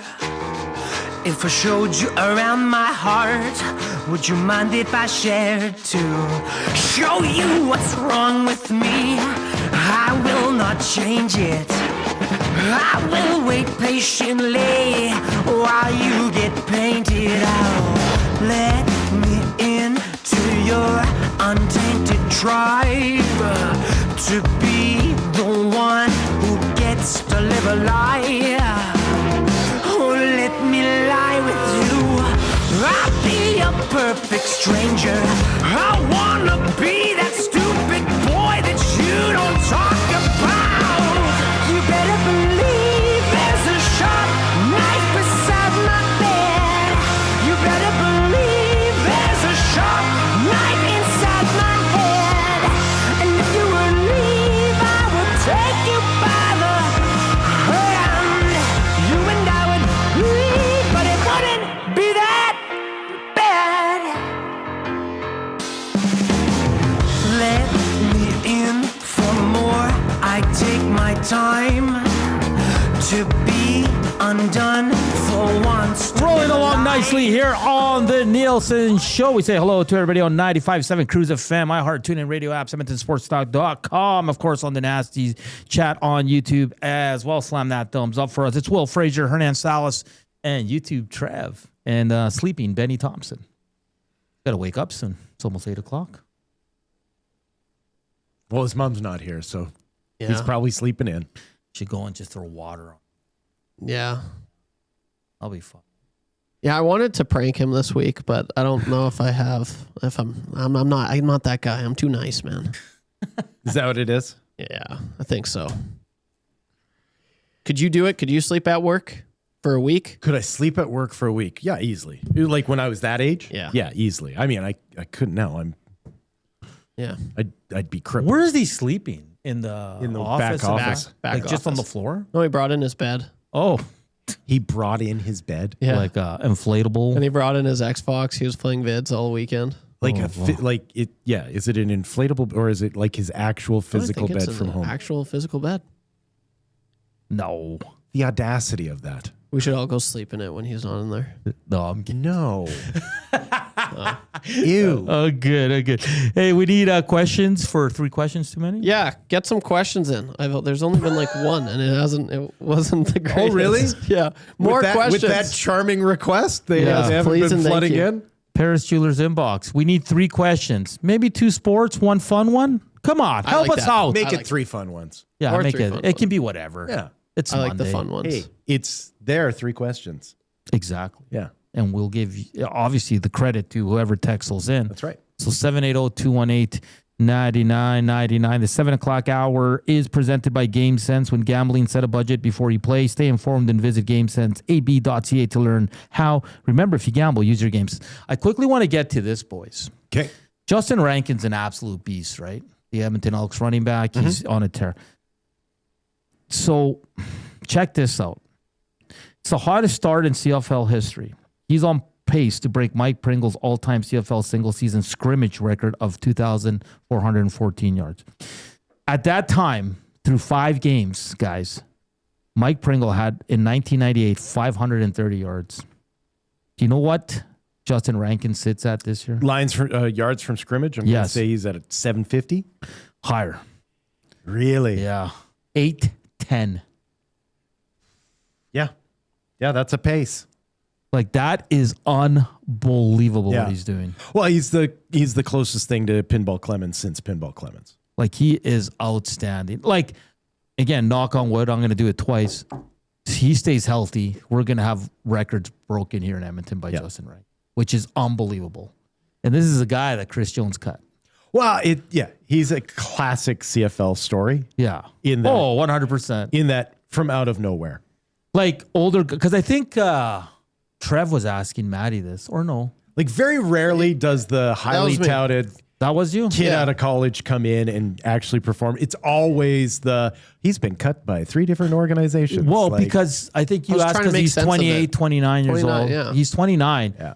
A guy that, came out of college, couldn't really find a home in the NFL, played Arena League, and he was an all-star there. Yeah. And then that's how he was found by the Elks, because I was with the Elks when they brought him in.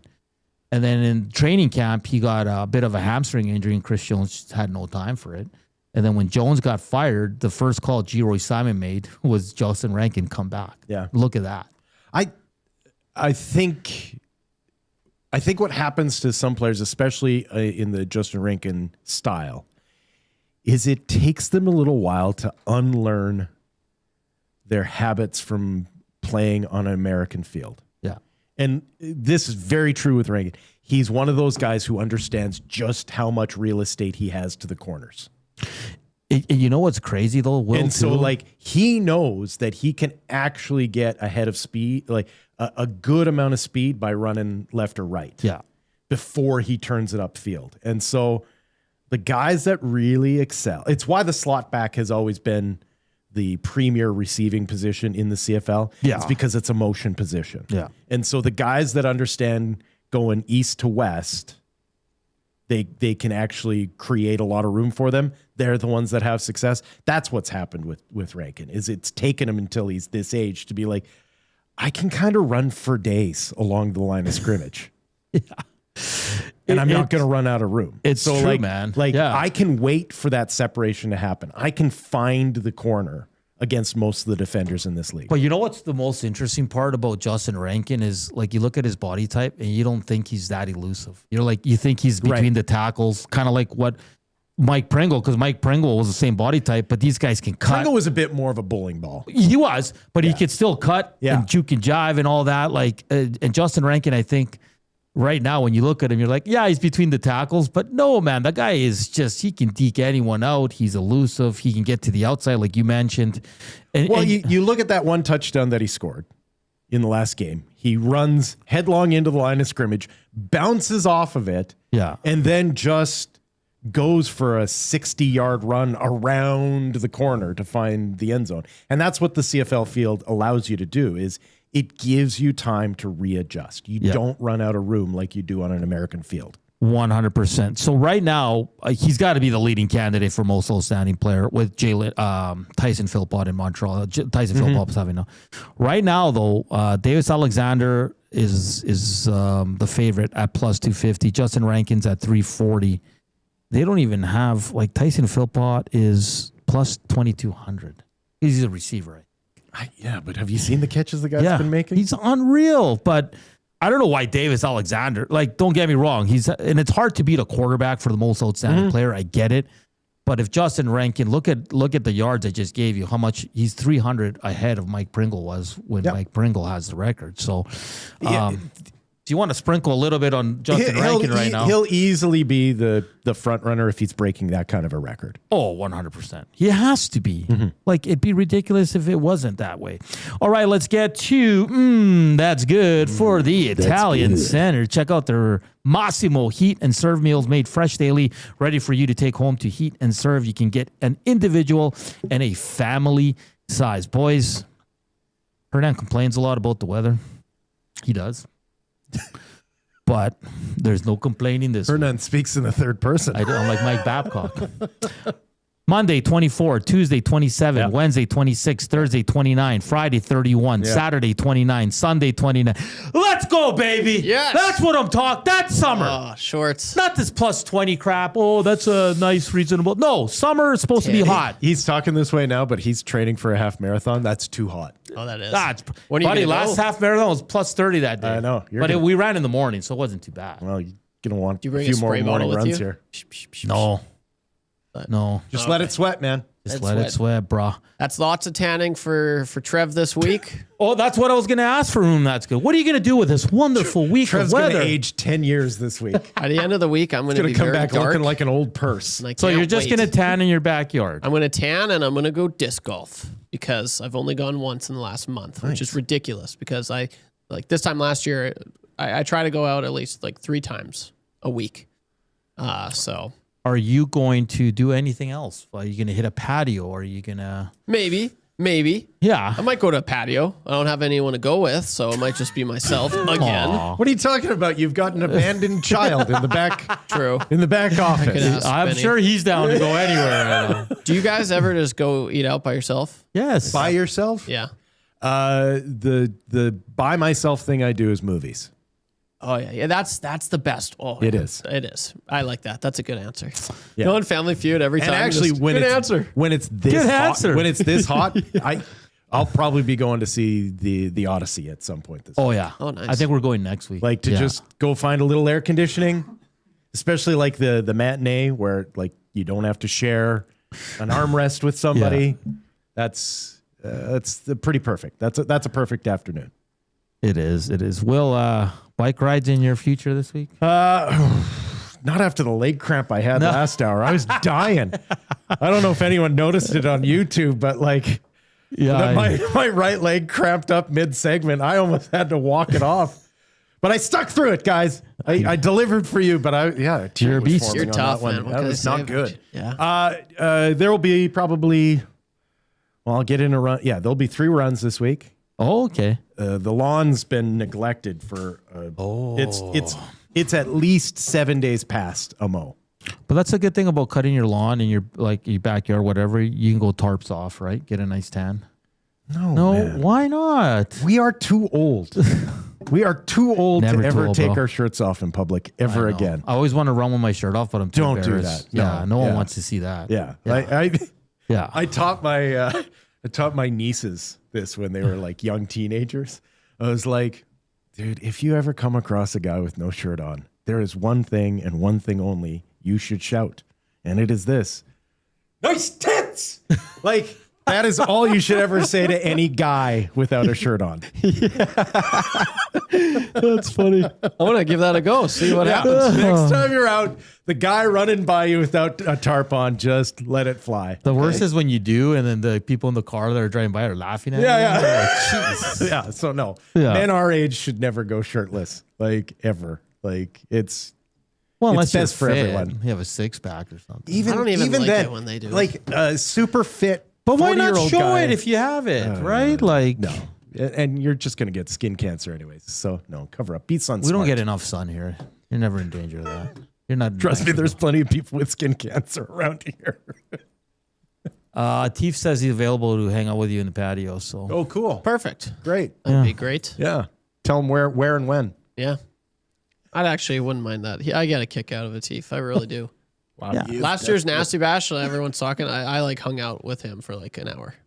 he's hilarious. He just makes me feel good. He's one of those guys that laughs at everything I say. Yeah. I'm like, yeah, I am funny. Yeah. Yes. You ever become a comedian, bring him with you. Right? Yeah. Sit him in the front. Just one laugh. Oh, you too, Trev. But I'm so pumped for this week, man. I hope we get like 3 weeks of this weather. Yeah, here's hoping it stays. I want this. Yeah. We're due. Rinse and repeat. It's time. Damn straight we're due. It does get too hot for me though. Really? But even last summer, like last My summer, house wasn't doesn't this- have air conditioning, right? So like, okay, yeah. I hate sleeping in a hot bedroom. Yeah, that's the worst. Yeah.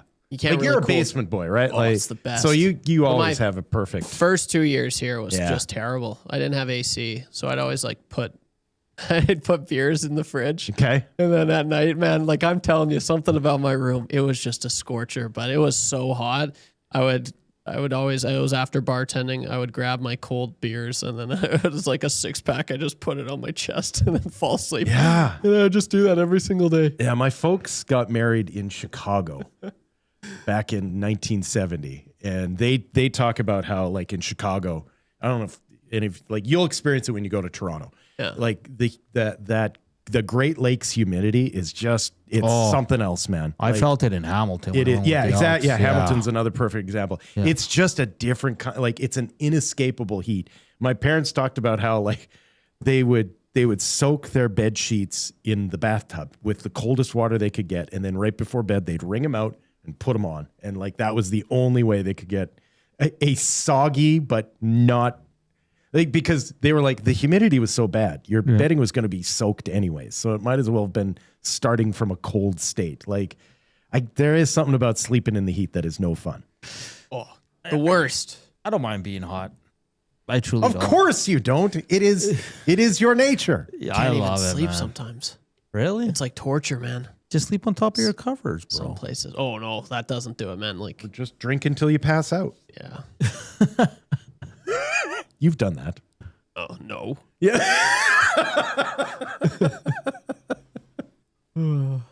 Just one more beer. That'll solve the problem. Yeah. Well, let's go, man. Let's go. I'm so pumped Summer's for this here, week. baby. It's time. It's about damn time, man. Yeah. Because May sucked. Yeah. Well, May was cold. May was June cold. was just rain. And then we finally got moisture, which is a good thing. It is. We were so dry. Everywhere is dry, but we were so dry.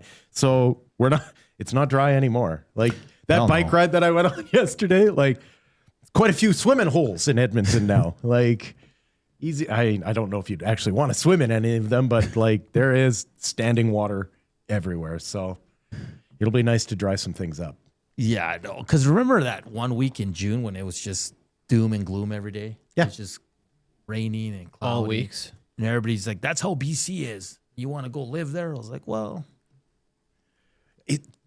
First of all, that's just the lie that people from Alberta say. Yeah. That they're like, oh, it rains all the time. Oh, really? Have you been there? Yeah. Like, I've been yes, to Vancouver. it rains more than it does here, but But they were saying more for Vancouver that like in the winter, it's just always cloudy. sure, And I'm like, I don't know if I could handle that.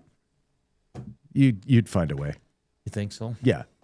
Anybody from Vancouver listening to the show? Like, How hard is it? Do you see a lot of people from Vancouver leaving Vancouver because of the weather? No, they're leaving because they can't afford a house. Yeah, it's too expensive. Yeah. Yeah. They're not leaving because of the weather. Yeah, I don't think I've ever heard someone say I'm leaving Vancouver. Well, ask Gager. He's from BC. He's from the coast. Yeah. Yeah.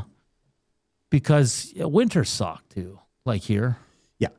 Like it's so long and the days are so short. And I see. You just need to get outside. Your problem is that you stay but inside. I don't like too much. being outside when it's cold. but man. you got to commit to it. Like if you get Ugh. outside when the sun is up, it makes life better. It doesn't matter how cold it is. You'll be happier. You know, you need a pond is what you need. You need a pond where you can play a little milk jug curling. Yeah. And have a actually not a bonfire bad going. idea, yeah. Like you get into some pond parties, you'll learn to love winter. Or maybe cross country skiing. No. Come on, now it's that too you're hard. a runner, Yeah. might be right up the alley. Might be your winter cross training. Actually not bad idea. eh? See, keep the VO2 up. The VO2 max. Yeah. I like that. yeah. Don't know what it really means, but yeah, let's go. What is your number? I think last time Yeah, you said like 45? 44, 45. Yeah, it's a good number. Yeah. What's like good? Like really good. For our age, Yeah. anything in the 40 is Okay. you're well ahead of anyone else. Really? Like the top end guys, the guys that are doing like ultra marathons, theirs are in the 60s to 70s. Oh wow. But they're doing ultra marathons. Like they're professional runners. Yeah. Right. So like the soccer players in the World Cup, they're all in the 60s. Yeah. Their VO2 maxes are there. So, but like, yeah, if you can have a mid-level 40, you're crushing it. I did it, Mom. Yeah. Let's go. Yeah, you're doing well. So you know what? This is a call to all sports fans and green and gold fans. On Friday, let's look at the weather for Friday. There's no rain in the forecast. There's no clouds in the forecast. 31 degrees. If there's not 20,000 people, at least at Commonwealth Stadium, Hernan's going to be pissed. I think you're going to be pissed. buddy. Why, though? But, like, it's summer vacation for the kiddos. A lot of parents are off, too. It's cheap to go. Why? Because people have learned to do other things. That's the problem. No, I know. Like, people go have- to the lake. People, it's not just that they go. People have just learned to fill their summer activities with something else. Yes, 100%. So But there's enough people in this damn city that at least 20,000 go to the game. Yes, but it's not a light switch. It's going to be a slow build. Like the article's out there that it's like, oh, Edmonton could lose their professional football. If Edmonton loses their professional football, like that was meant to be. Like in a CFL that has had as many problems as it has, if it can't handle a low point for Edmonton, then I don't know what to tell you. And I think you have a point where our summers are so short, and it's very rare we get weather like we're getting this week. And you're right in one sense where maybe your partner's like, no, let's go to Sylvan, or let's take the kids here. I don't want to be and I understand that. But again, I'm going to go back to my point. I think there's enough people in this city that there could be 20,000. And I'm not saying distributed tickets. I want actually 20,000 people in the stadium. People go to an Elks game because they've created ceremony around it. Yeah. They don't have that ceremony anymore, right? Like they've created ceremony around something else. And so it's going to take a very long, dedicated process to create a new core group. No, that's fair. Right? That's the other thing is that for 40 years, that organization depended upon a core group of season ticket holders that because they focused on them exclusively, they literally have all died. Like that's not a figurative thing.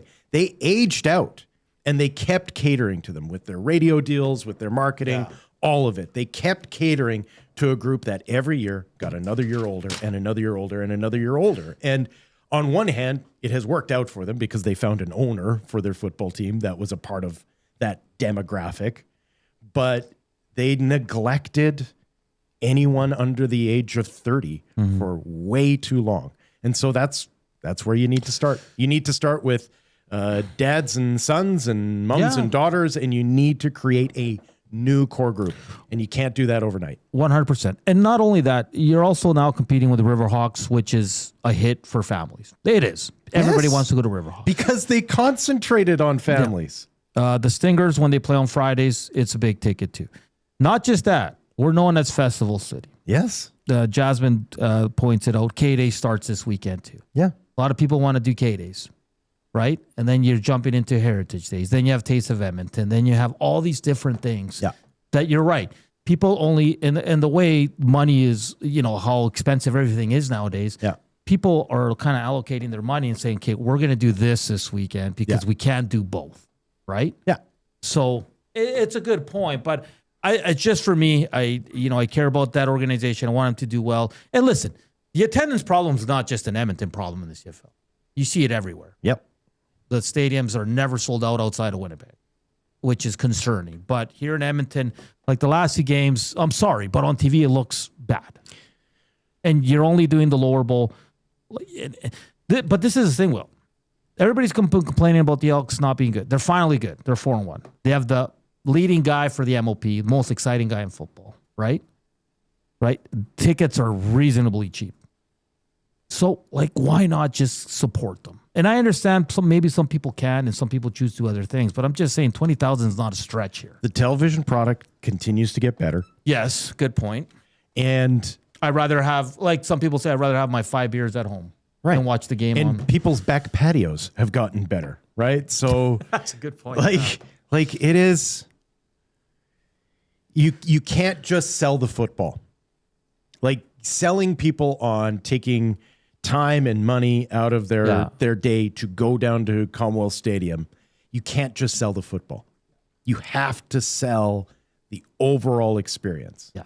And until you create the atmosphere, and I think the tailgate is a great first step, but it actually needs to be bigger than what it is. Tailgate's great, but all those the tailgaters are season ticket holders. They're diehards. Yeah. There's not a lot of new blood. Do you know what I mean? Like the young people that the CFL's trying to attract. Not only that, but tailgates are famous, especially in the States, in that more than half of the people at the tailgate aren't going into the stadium. Mm-hmm. They're just there for the tailgate. And that's kind of the way that you need to be addressing that. This is it's a festival city. We are creating a weekly festival around this football game, that we are making it feel like this is the most fun place to be, regardless of if the football team is winning or losing. Yeah, because Strummy says if the Riverhawks were televised, do you think attendance would be down? Well, they are on the internet. Yeah, but I think we're comparing to people at Elks still care if the team wins or loses. They live and die with every play. We're at the Riverhawks. I tell you, half it's the people, nature of baseball, though, too, right? Yeah, half the people don't even know what the score was at the end of the game. Yeah, it's different vibes, and this is not taking anything away from the Riverhawks. They're great at what they do. The baseball's great, but a lot of people go there because of the sightlines, of the price, location, right? Yeah, and it's just a good time. You can go. And baseball, what do you do in baseball? You chat with your buddies throughout the game. That's what it is. It's like a social. We're at the Elks. If you're going into overtime, people are like really into it, and like I said, they live and die with what the result is. I think that's the difference, right? And maybe the Riverhawks one day will get at that, where people are like, "No, I need them to win today." Do you know I think the problem for the Elks is they're upset that it's not 1984 anymore, and they think that what they need to do is recreate 1984. Yeah, we got to stop with the. Yeah, I agree. And it's not going to be. You don't forget your past. You need to create something new. Yeah, you don't forget your past, because there's a lot of great Elks teams. Yeah. A lot of great history with this organization. But you're right. It's time to move forward. I'm not saying forget about it. In the stadium and everything they have up on the walls and the pictures, that's beautiful. No one will forget. But it's time to move forward. Well, and it's also, if you have a vocal but very small fan base that all they do is complain about what you are doing or not doing, you need to find a different fan base. Yeah. But the CFL has to get younger. And I think with fantasy football and the changes, that's going to make it more look like the NFL, because that's what they're doing it for. Yeah. Because that's what they want. They want the younger generation. That does it for hour 2, boys. We're cruising along. Well, Fraser, Hernan, Salas, YouTube Trev. What do we need? We need questions for 3 questions too many. YouTube Trev's going to select 3. We also need a contestant to play kind of easy trivia, right? What do they text in YouTube Trev? Pick me. I love you, Trev. Nice mustache. Something like that. Something like that. Something there we nice. Go. And he will pick someone. We got 5 questions from Will Fraser here. We'll see if they're a little long. You're going to have to read really quick. You should probably do a practice run during the break. I will do a practice run here. Now we're to Joaquin Gage. The rap for William Huff. Kind of easy trivia. 3 questions too many. That's all coming up here on our way to 200 thumbs up. I have to check quickly here what we're at here, because let's see if we're getting 140. It'll happen if it happens, man. It'll happen if it happens. We need 60 more to hit 200. Let's go. Hit us up on the Nasty Chat. Slam that thumbs up. Hit us up on the Paris Jewelers inbox, 780-218-9999. And we're going to get to a sports update brought to you by Windsor Plywood Leduc, locally owned and operated, serving Leduc and the surrounding area since 1993. Doors, flooring, baseboards, and, of course, plywood. Go see the knowledgeable staff at Windsor Plywood Leduc. We're back with the final hour here on the Nielson Show. Here's YouTube Trev, sports update time.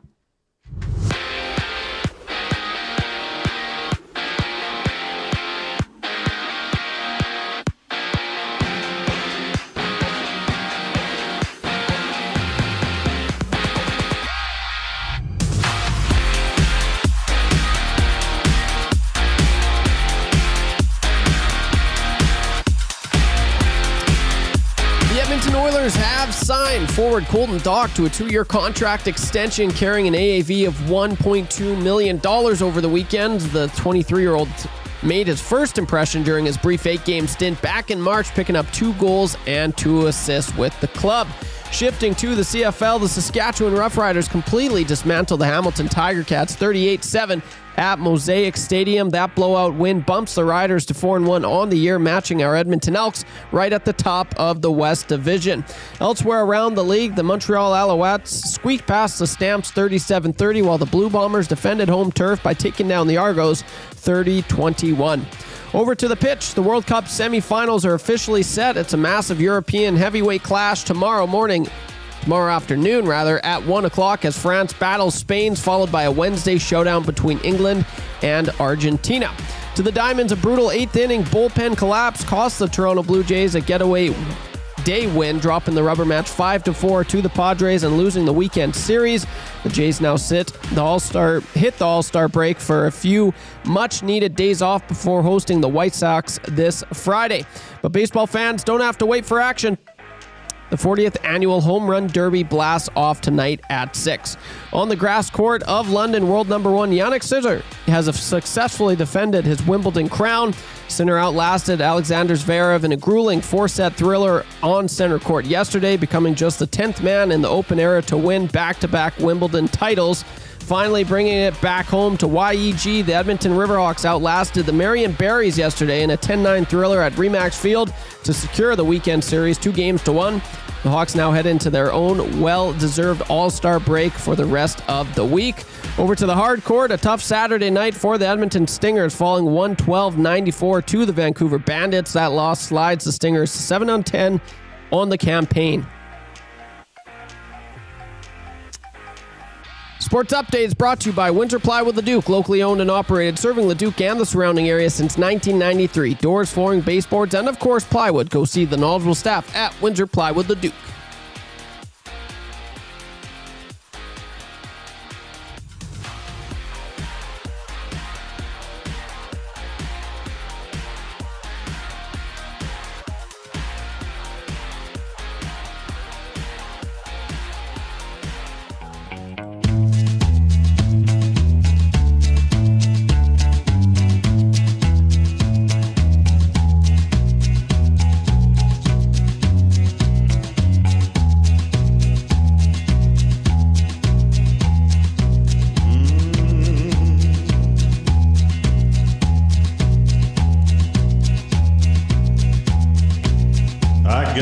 Big shot off this stick of mine. I keep those lanes wide open all the time. Drysidle setting up shop, McDavid's flying. I'll hit the twine when I walk the line.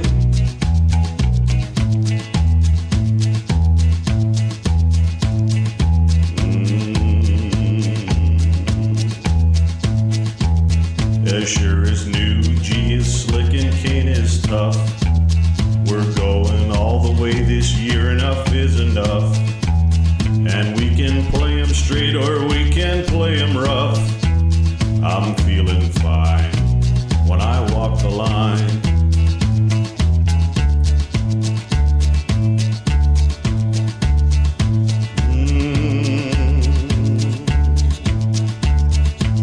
You know I shoot that puck so very, very hard.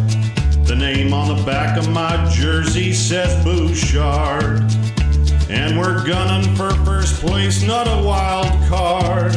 I'll hit the twine when I walk the line.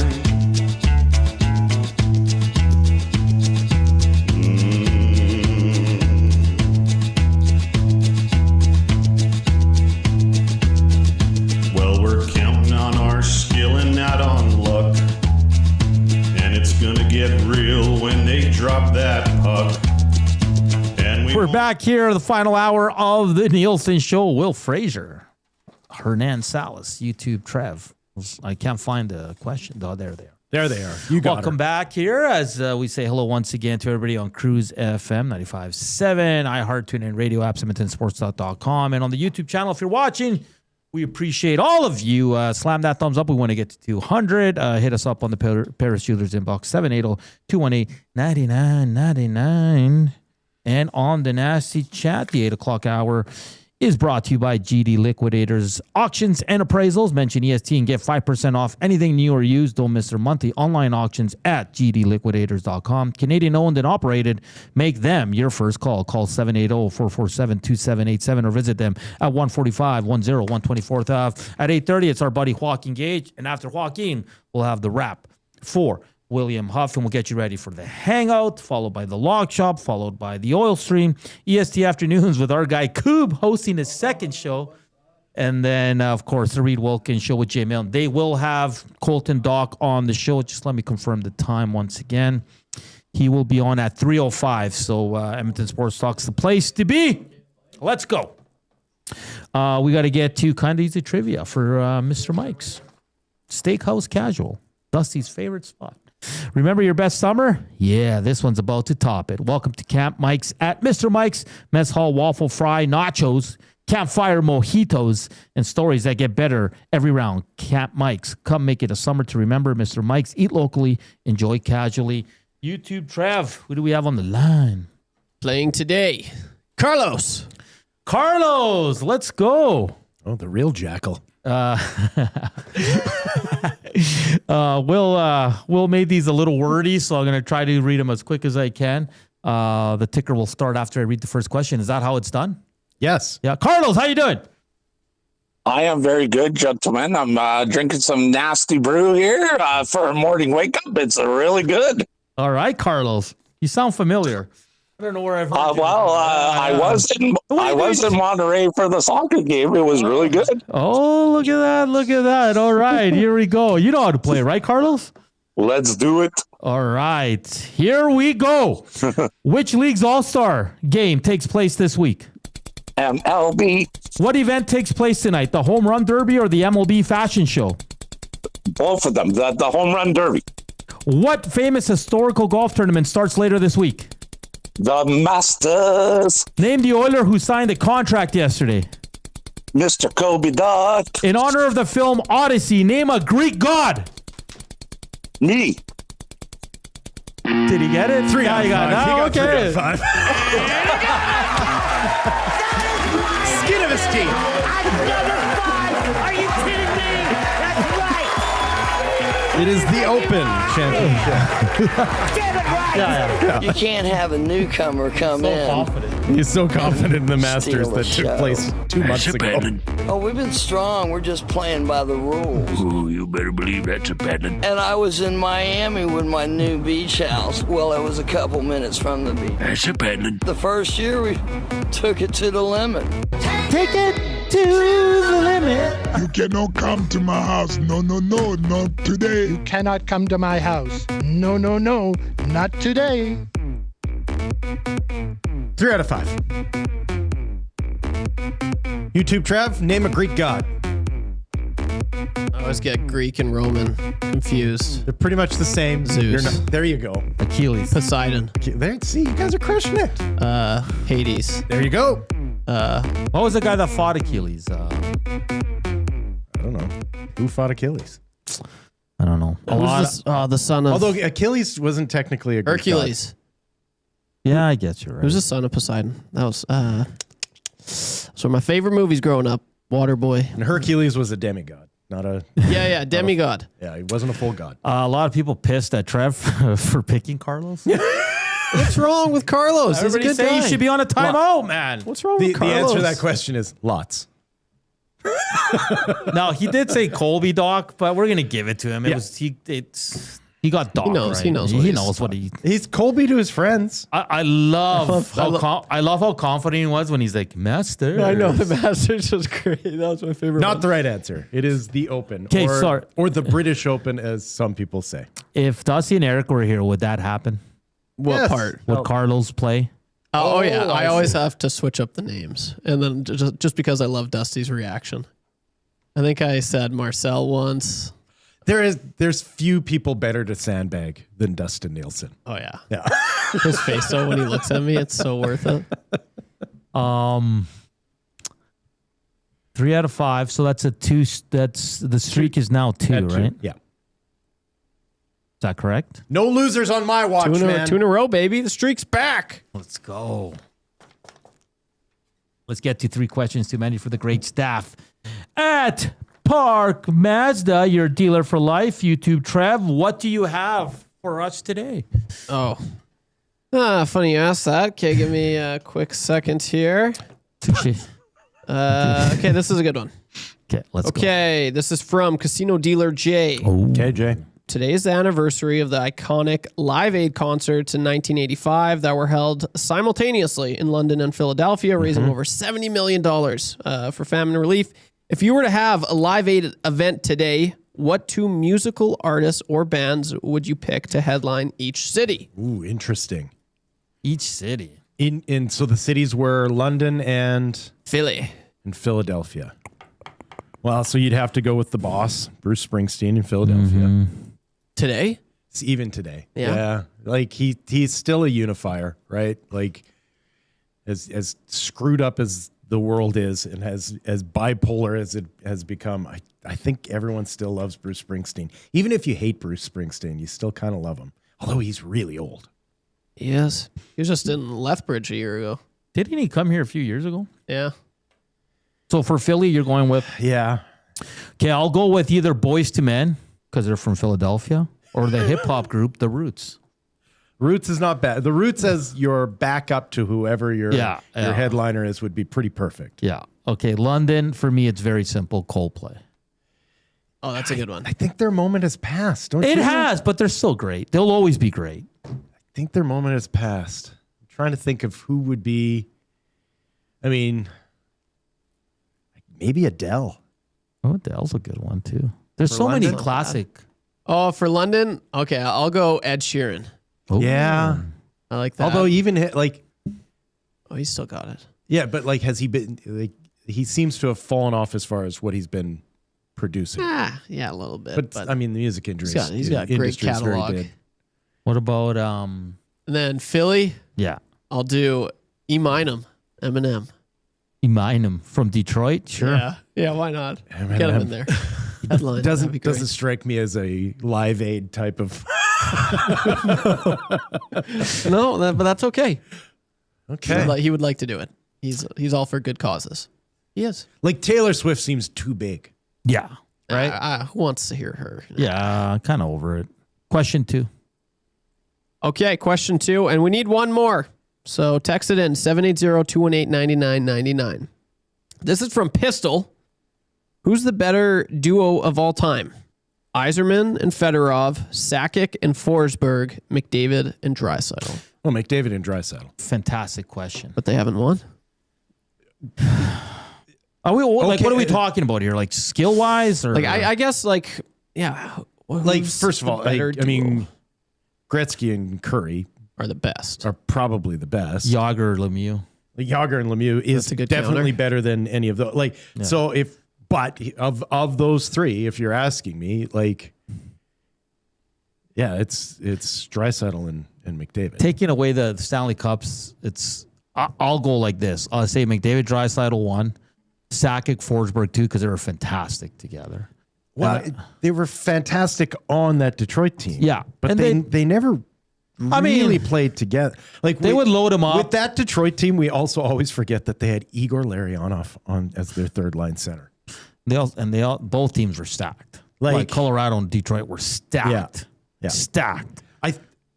To me, Forsberg and Draisaitl are the closest comparison as far as like similar players. Forsberg was fantastic. Like Forsberg and like the moment I saw Draisaitl playing in junior, it was Guy Fleming who pointed out, like, look at the way that he just turns his back and bullies the puck out of the corner. He was on another level. And it was at that moment where I was like, oh, that's Forsberg. Like that's a Forsberg move. And like he hasn't let me down since. Like the similarities between those two guys' games are uncanny, except for the fact that Draisaitl scores way more goals. Yeah, if we Crosby, Malkin, yes, but the question is with those three duels, it's got to be McDavid. Take the Stanley Cups out. It's McDavid and Draisaitl. Yeah, it's not even close for me. Third question, YouTube Trev. Okay, so I've got a CFL question or a World Cup question. Give it to us both. We got time. Okay. Let's go with the World Cup question first. What is your guys' favorite corrupt moment of the World Cup so far? Favorite corrupt moment? There's no such thing as a favorite corrupt moment. It's the best If corrupt you're asking moment. me what's the most corrupt moment, it is when a president of the United States phones up the president of FIFA and demands that he make his officials overturn a red card. That's the craziest thing that has ever happened in sports in my life. I've never seen that. Like up until the moment it happened, I never would have said it could happen. Yeah. It's got to be. Listen, there's a lot. That is the craziest thing. Yes, I agree. That's my favorite one too. That one is just unbelievable. Yeah, I had to ask Maddie because obviously I'm not too. This is my first World Cup I've really honed into watching, and so I was like, "What happened there? Like, what is that?" He's, I don't know. Like, you know, it's unexplained. Like it is much like everything that's happened in the last 5 years, I never thought I'd see something like this. Yeah. Like, that's bananas. And then the funniest part like, of it's bananas for a president to do it. Yeah. It's even more bananas for FIFA to pick up the phone. Well, and it's more bananas when the president actually says in the interview, I don't even know what a red card is. Well, that was the least surprising part of that. Anytime that man says, I don't know, that's the least surprising thing. Of course he doesn't. Yeah, that's because that's never happened at a World Cup. That's never happened in any sport. Yeah. It doesn't happen. It shouldn't. It doesn't happen because it's not supposed to happen. And what made it the best, though, was that they lost 4-1. Yes. With Buddy on the field. The only problem I had with that is that they scored one. Yeah, who cares? Like, they got their butts kicked. They did, but 8-0 would have felt a lot better. Like, yeah. Yeah, they... 8-0 would have been unreal. It did salvage it a little bit, but it's still... It's such a bitter taste. But it's good because... I didn't want any excuses if he wasn't allowed to play. Oh, if we would have had him, it would have been different. No, you got to play with your star forward. Everyone, like, you go around the World Cup right now, and the teams eliminated all have, like, I mean, it's not like Team Canada doesn't have their valid excuses either. Yeah. Right? Like, well, 2 of our 3 best players were out with injury. Like, it's pretty incredible what Canada did, all things considered. Yeah. Horseye says, so Coldplay's moment has passed, but Bruce Springsteen is new and rep. No, he's not new. Not new. But he's iconic. He's Philly, man. Yeah. Yeah. Give us one more, buddy. One more. This is brought in by D-Rex. D-Rex, what's up? Based on what we've seen so far in the CFL, who do you think will be in the Grey Cup this November? That's a great question. God, I wanted to say the Elks, but right now it looks like it's Montreal, Saskatchewan, doesn't it? Like, they look like the 2 powerhouses of the CFL. Like, Sask went in yesterday. Now, listen, Hamilton's missing their star quarterback, but the Riders didn't mess around. It was very similar to Elks versus Ottawa in that, like, a wounded animal and they pounced. Yeah. Ottawa's 0-5. Hamilton's doesn't have a quarterback. I mean, Chad Kelly throws for a lot of yards, but they don't win. Like, and now, in fairness, Hamilton they haven't been may not home. win another game. Who? Hamilton. Not with the quarterbacks they have. Yeah, like, they may not win another game. They might luck into one. Well, it's so Ottawa, Hamilton play. Who are you picking? I think I'm picking Ottawa. I'm probably picking Ottawa too. Yeah. Saskatchewan's a real deal. The Edmonton Elks right now are 4-1. You are what your record is. They're the 3rd best team in the CFL. Yeah. Winnipeg's 3-2. Calgary's 2-3. BC Lions are 1-3. BC needs to win on Friday, or they might be cooked as well, because it looks like the West is going to cross over with Hamilton and Ottawa being this.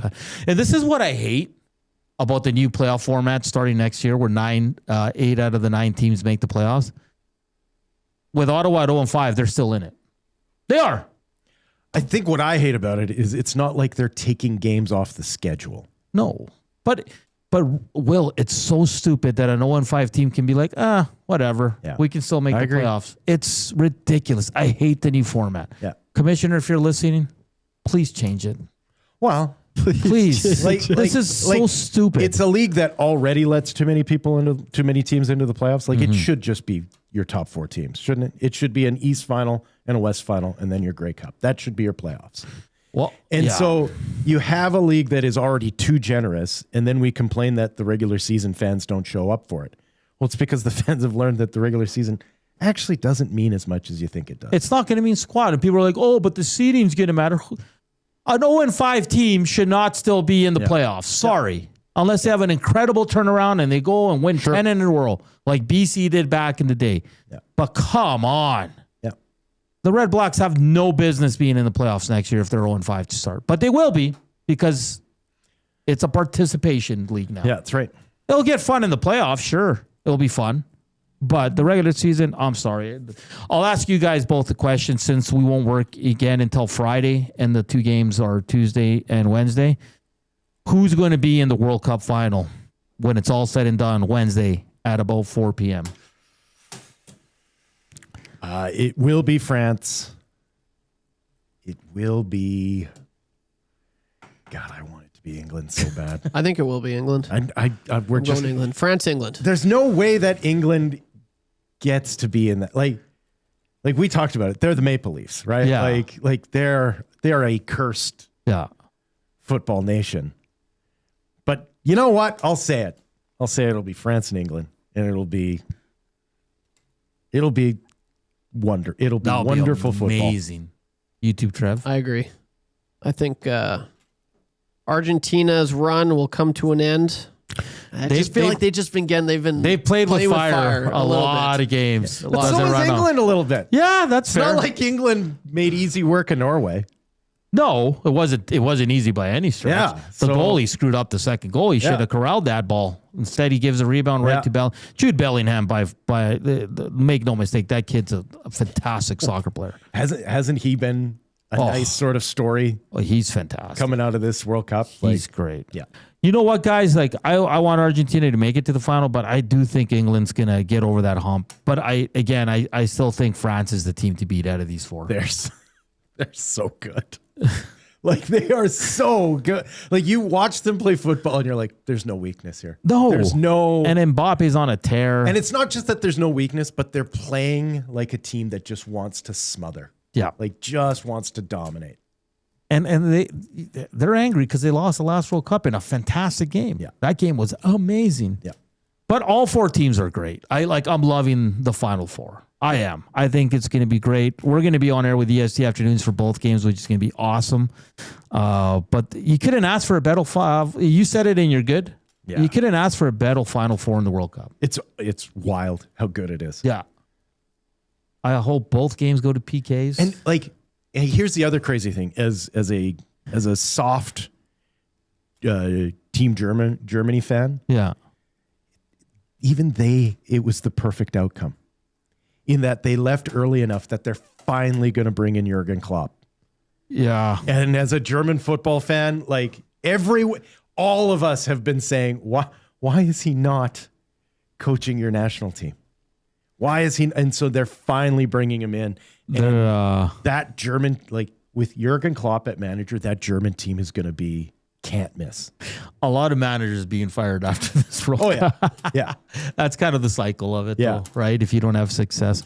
Germany was disappointing. 100% they were. I mean, you brought up Italy. Like, they got to change their I don't know system. what Italy does. I don't know how they dig themselves out of this hole.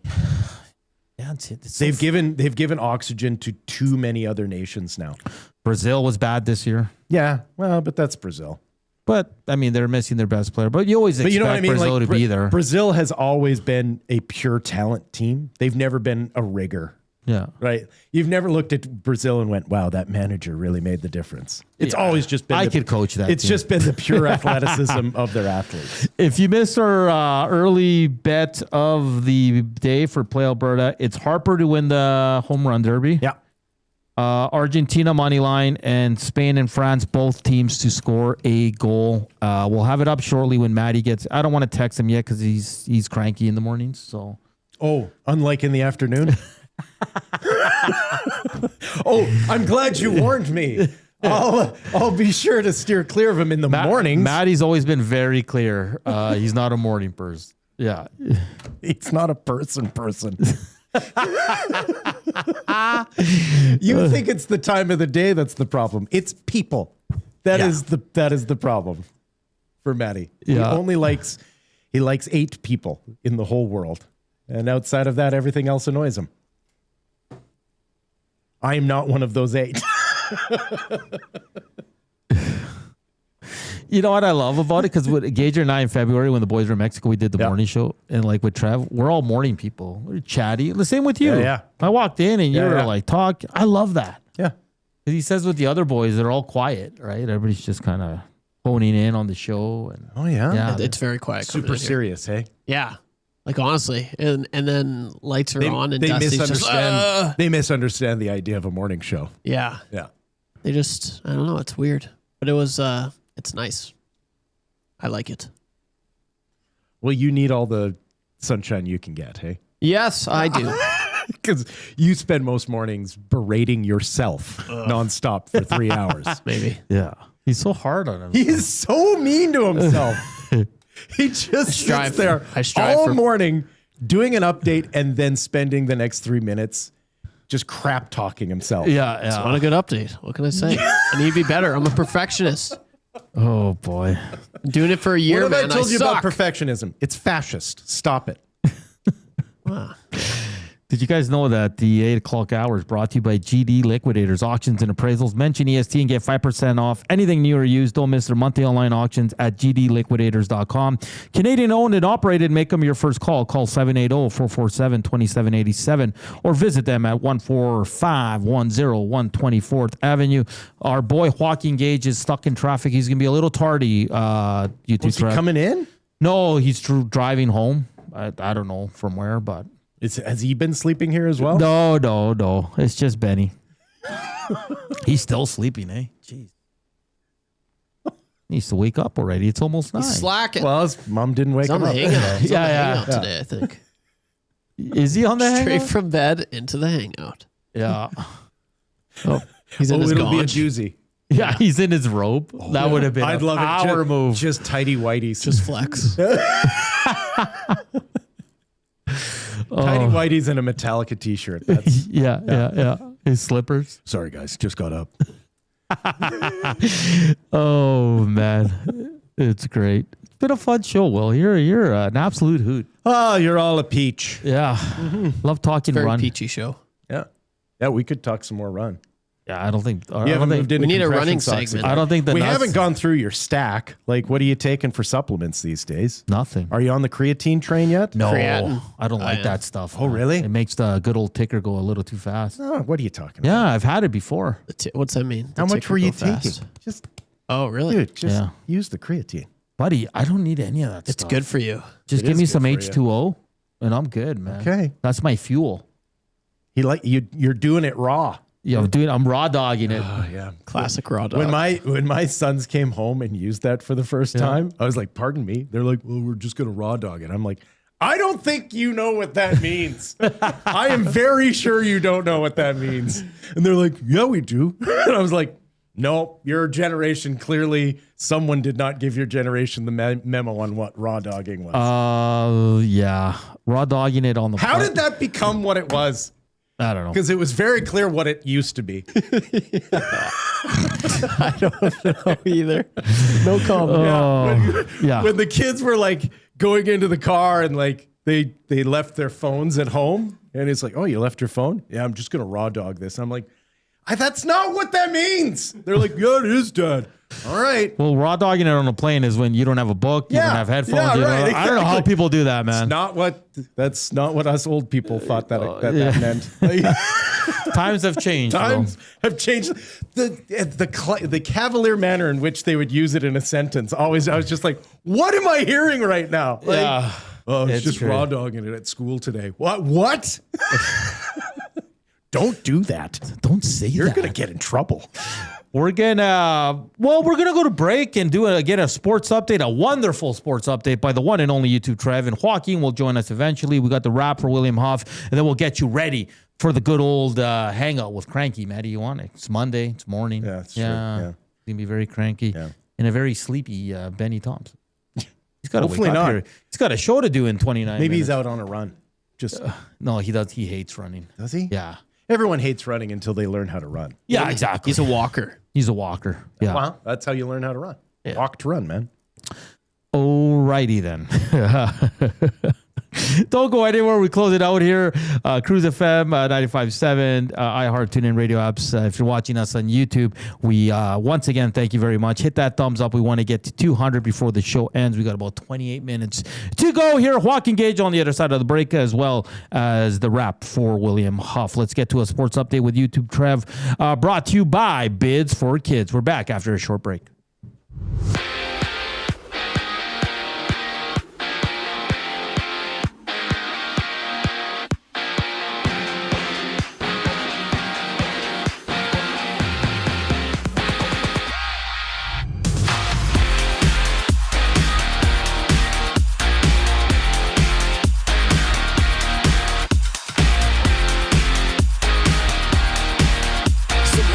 news and notes from the weekend. The Oilers have signed forward Colton Dach to a 2-year contract extension with an AAV of $1.2 million. The 23-year-old forward made his Edmonton debut on March 6th and had 2 goals and 2 assists in his 8 regular season games for the Oil. In the CFL, the Saskatchewan Roughriders cruised past the Hamilton Tiger Cats 38-7 at Mosaic Stadium. With the blowout win, the green and white climbed to 4-1 on the season, matching the Elks at the top of the division.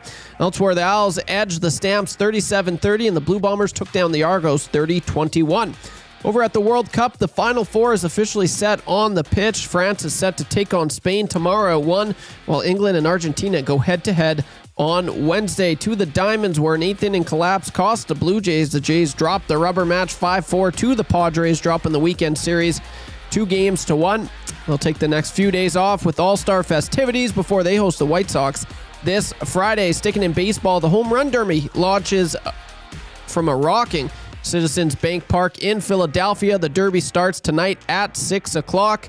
World number 1 Jannik Sinner is the Wimbledon champion for a second consecutive year, outlasting Alexander Zverev yesterday in a grueling 4-set thriller. With the win, the 24-year-old becomes just the 10th man in the Open era to successfully defend the Wimbledon crown. And closer to home, the Edmonton Riverhawks took down the Marion Berries yesterday. 10-9 is the score in that one, taking the series 2-1. They also have the rest of the week off for their All-Star break. And the Edmonton Stingers fall 112-94 to the Vancouver Bandits on Saturday. They now sit at 7-10 on the season. I'm YouTube Trev. You're up to date.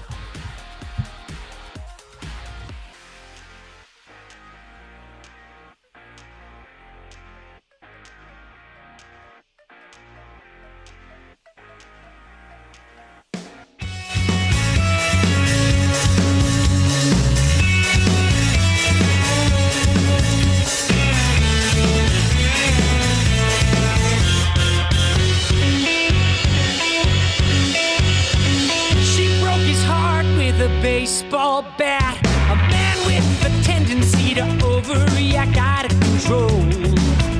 Oh, and so it goes. The kid with the promise, with the friends with the tats, hopped in a car now past the scalpels at 6 feet below. Oh, and so it goes.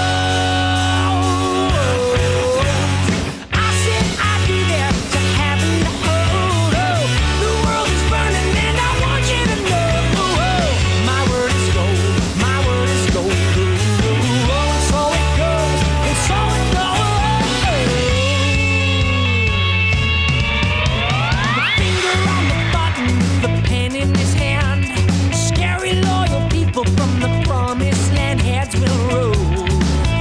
Oh, so it goes.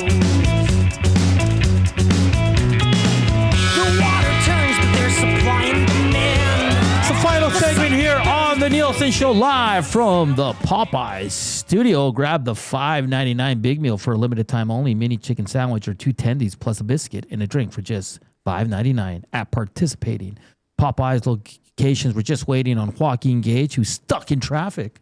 And let's jump the gun though. Let's talk about Colton Dach, even before he comes here. Yes, for sure. $1.2 million, 2-year contract. What does he need to do to earn that contract? He needs to be an everyday player. Yeah, just be in the lineup. Be in the lineup. He needs to muck it up, create energy. Well, that's how you stay in the lineup. But that like. It's not like we have a points total. Like it's like play well enough to remain in Mike Babcock's lineup. Exactly. Like and yeah, like the simple answer is muck it up, do what you do, get under the other team's skin. Now, in terms of points, I think when you're a fourth line guy like Dach's going to be, I welcome any points because that's not what you're there for. The dream is a 15-15 player. Oh, that's even better than 14. I mean, fourth liner. But yeah, you're right. You know what I mean? Like the dream is that like a high watermark for him would be a 30-point 15-15 season. I think if he can score 10, I'd be over the moon happy. Sure. That's like because last year he scored 5 total. The year before that in only he scored 5 games. total, but he scored 2 coming over to in the 8 games that he played. Yeah, exactly. 4 points, right? So I think 10 goals for Dach. That's where I'm happy with that. Yeah. Even 8, I'll be ecstatic because first of all, we got to see his ice time. Got to see who he's going to play with, right? He's not going to get penalty. He's probably not going to kill. He's not going to be on the power play. It's going to be all 5-on-5. Yeah, he's one of those guys that he is supposed to be a momentum changer. Yeah.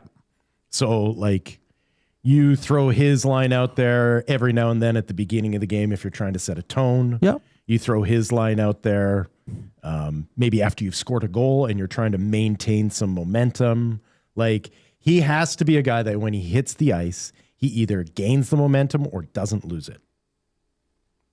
Yeah, no, again, stay healthy. Which is easier said than done in that style of a hockey player. Yeah, 100%. Are we good for Joaquin? All right. We bring in my regular co-host on EST Afternoons as he joins us on the Firehouse hotline at Firehouse Subs. All their subs are freshly toasted, stacked high, and crafted to satisfy with 15 Firehouse sub locations across Edmonton and the greater area. It's easy to grab a hot and hearty sub close to home. Firehouse Subs, hot, hearty, made to satisfy. And as someone who's tried Firehouse, they are fantastic. As we bring in Joaquin Gage from EST Afternoons. Joaquin, how you doing, buddy? Good morning, guys. How's everything going? Wonderful, Gager. How was your weekend? It was good. It was just me and my boy. My boy turned 21 this weekend. Oh, my God. That was well, usually my wife was away with my daughter in Vancouver, so it was just the boys at home, but he had to work, and then of course, what's a 21-year-old going to probably do on his birthday? Not hang out with his dad. No. I'll tell you that much. Did you have to go be Uber dad later in the night, though? No, but I did. I mean, it's not his first rodeo here, but I thought just because I drove him to work so he wouldn't leave his car there. Yeah. And then, I waited up till around 3 and then heard him stumble in at some point in the morning, and I was up till the wee hours just on call, essentially. Yeah. So, but all is good. Yeah, you're a good dad. Joaquin, before we get to sports talk, Friday, it was a first on EST Afternoon. Zachary Kubish hosted. He did a wonderful job. He said he was so nervous. He was the most nervous he's ever been. It's not easy either. A lot of people you meet in life, they're like, I can do it. Like until you crack the mic and you start off a show, trust me, it's not as easy as it looks. Well, no. Yes. Anyone who's like, I can do that. Sure you can. Yeah. Can you do it well? Exactly. Yeah. But I've seen everybody do whatever it is, but far less do it well. So, but Joaquin, what did you think of the young man's performance on Friday alongside you? Okay, let's critique Zach's performance. Okay, extremely prepared. Almost over prepared, which is good. That's what you want, right? And the fact that he could tell the nerves were going at the start, but I kind of just let him work himself through it. Quite frankly, he didn't need me with the amount of preparation he had. I think that's the least I've spoke on the show ever. Yeah. He does have the gift of talking a lot. So the one thing is I would critique him on is, and he's trying to get everything out and do everything, and I can understand because the 2 hours flew by. Yeah. But just it's. He can use who he's got too, because Benny was there too, and Benny was great, right? So you don't have to be a one-man show. So, but that's the only thing I would say. And I mean, for him to do that the first time, you guys just said it. Like anyone can host, but who's a really good host? And that's probably one of the reasons I don't do it, because I know I would absolutely suck at it. Selling yourself short there, Gager. I think you'd crush it. You'd crush it. Gager, on a scale of 1 to 10, 10 being the highest, how much do you miss me? Right, I'm with you right now. What are you talking about? I don't miss you. Point. I see you. No, but you know what I mean. How much? What do you mean? Musk, his smell. All I know, I called you over the weekend. You didn't call me, so I was running, bro. You weren't running. I can't run and talk at the same time. It just kills. Well, then you're running wrong. I thought you were supposed to. No, but you know what I mean. It's not ideal. I can't stand people that do that. Like you're obviously not working hard enough. If you can talk and run at the same time, that's you just go for a walk then. Gager, another Oiler signed up over the weekend. A great deal. I mean, 2 years. It's low risk, high reward. Will just asked us the question last segment. What's a good year? What's a good 2 years of Colton Dach after his 2 year deal, 1.2? Look for, like, what do you want to see from Colton Dach here? Essentially exactly the same of what we saw when he was here, right? Just a physical force, very noticeable in the amount of ice time. Like what was it? He was hovering around between 6 and 8, right? Yeah. And it did feel like he played more just because of how he got in on the forward check and did all the things that you would expect a player like him to do during the course of a game. And it's an area where I think if the Oilers want to have success, especially in the playoffs, is someone that's going to be a physical force and cause turnovers and create havoc like that. So yeah, and I heard you guys talking about the point total earlier. I don't know where that is, but I think Hernan, you said that the problem in Chicago was consistency. So. I mean, with that amount of ice time, I don't think it's too much to ask to have that particular type of effort where he's just banging bodies, because it's not an easy thing to do. Is the timing of it all, to do it properly, to not take penalties. So if he can keep doing what we saw, I think for 2 years straight, that's a win, especially at that cap hit. That's a win for the Edmonton Oilers. Mm. Is the consistency thing, could that just be an extension of the health, in that, like, he plays a style that takes a toll, and like that's it?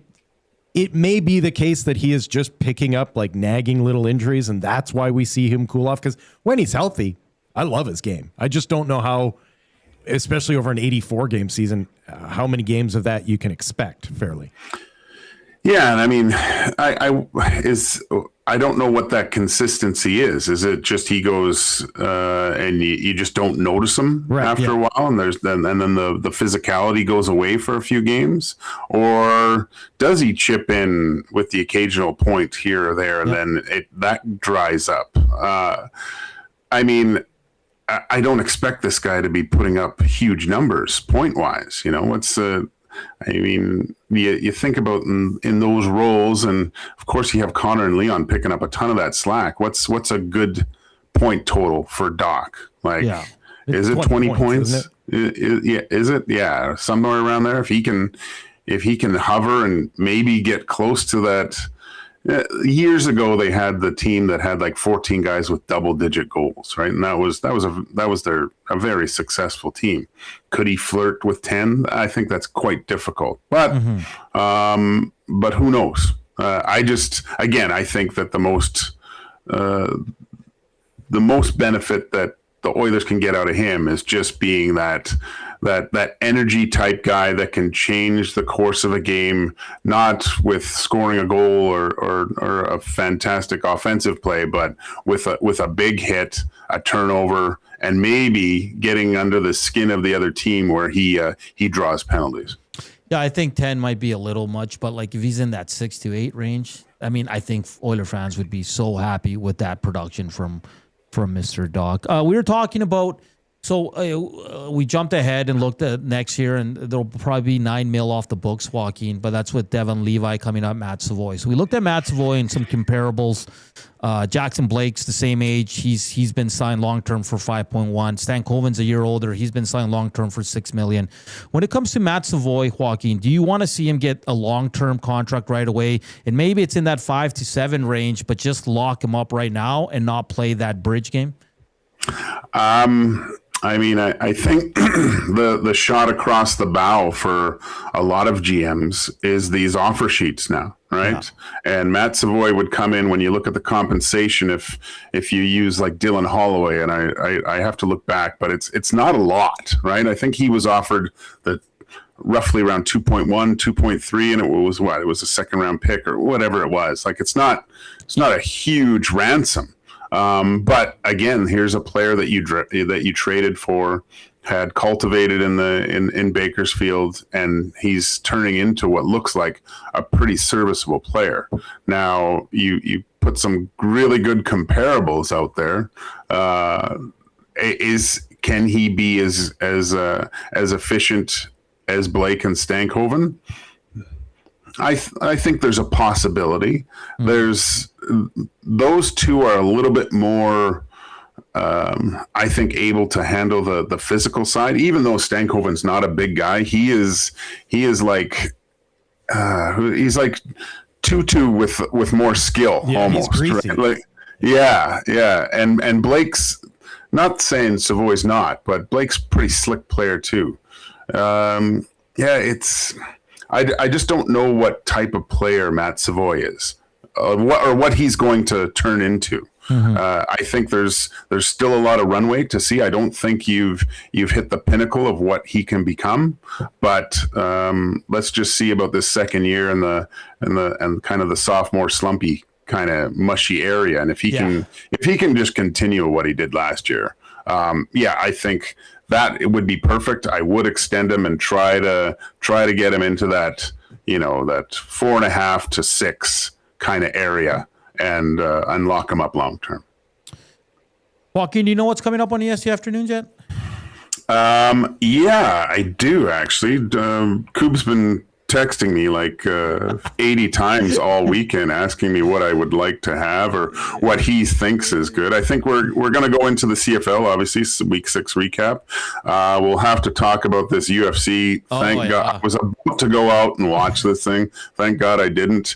I did. We'll talk about the World Cup, and I got into the last with Yannick Sinner. I watched a lot of that Wimbledon final. He's a phenomenal player. So that was we'll probably touch on a little Wimbledon, and then get into what if I get a chance to speak this afternoon.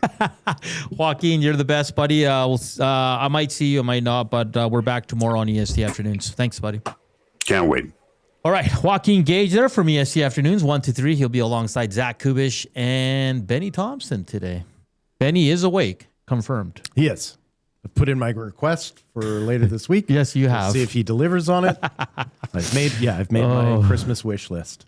You sure did. Yeah. I am looking for a liner right now, boys. I can't find it. It's all right. It's not.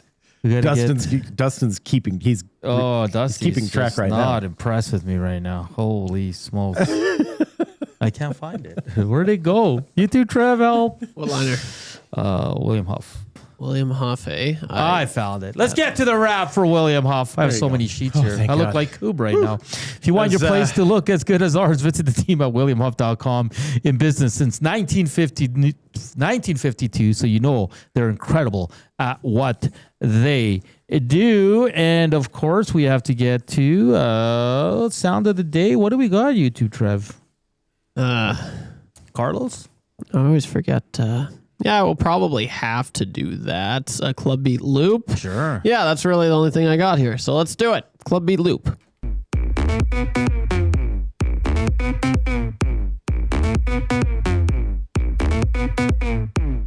My name is Julius, and I'm your twin brother. I've been looking forward to this moment my whole life. Excuse me, but I was just taking a shower. Tell me a little bit about Vincent. Was he a great athlete? Was he interested in chess and poetry? My name is Julius. My name is Julius. My name is Julius. You cannot come to my house. No, not today. You cannot come to my house. No, not today. All right. That's it. What's going on?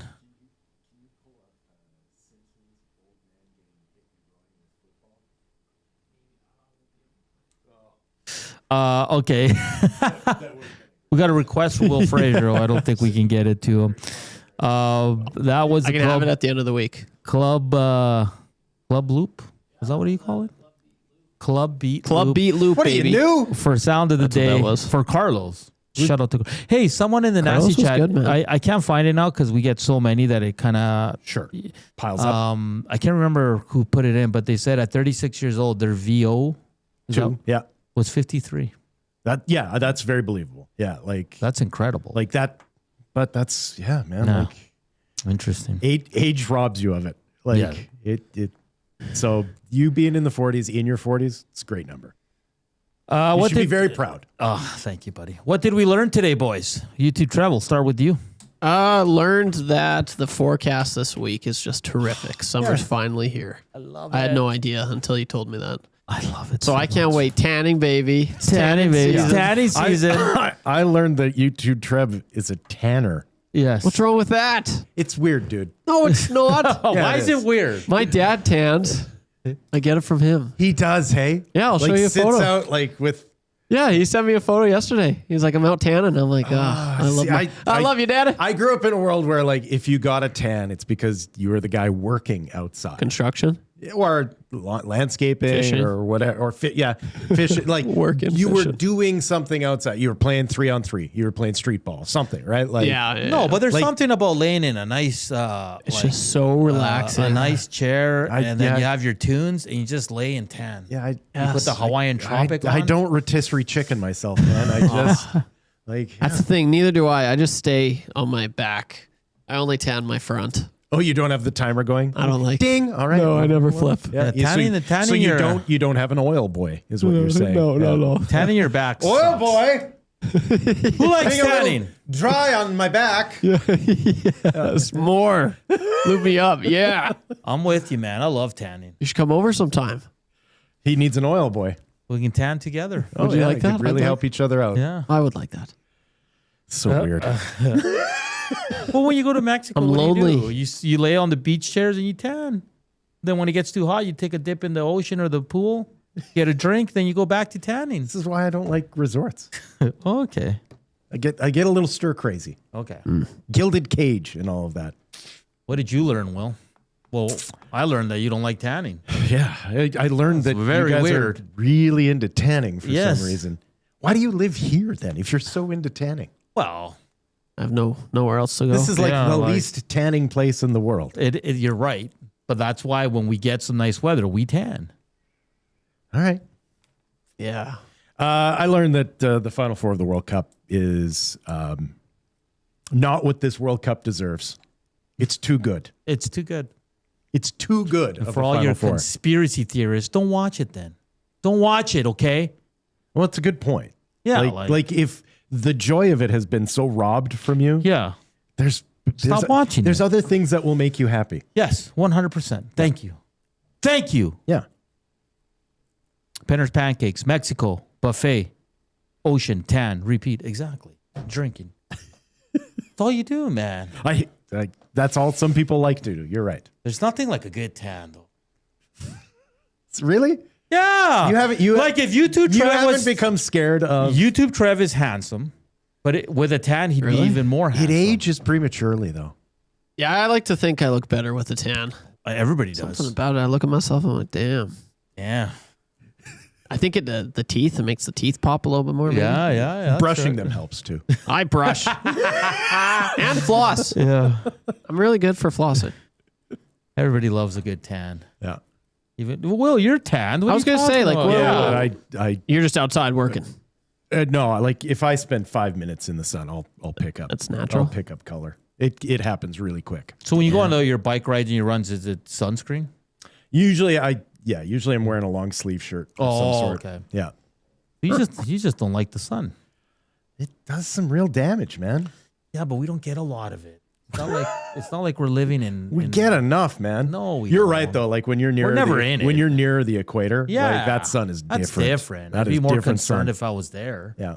But like here, come on, man. We spend half our time indoors. Yeah, I always joke that I have to be careful when I'm in Mexico at a resort because they tend to hand me the rake or a hose and tell me to get to work because I end up looking just like the people working there. Yeah. Like I'm dressed in white. I'm like, like some nice khakis. Like, and it's just like, yeah. Hey, Passant. And they just, they hand me. You're like, no, I'm here. Yeah. I have to show them my my wristband. Por favor. What an incredibly disappointing morning, though. We only have 178 thumbs. You'll get over it. 270 watching right now. I Come will, on. but it's going to hurt a little. Yeah. Yeah. I mean, yeah, your anti-tan rant is preventing thumbs up right I guess so. It's not that I'm everything comes with a cost, man. Yeah, but life's short, man. Especially when you're tanning. Yes, you're right. The hangout's coming up. That's quite a birthmark you got there. I don't have any birthmarks. Oh no, that's not a birthmark. Coming up on the hangout, that will start at 9:05 because Maddie only works an hour and 55 minutes. That's right. Not a full 2 hours. That's right.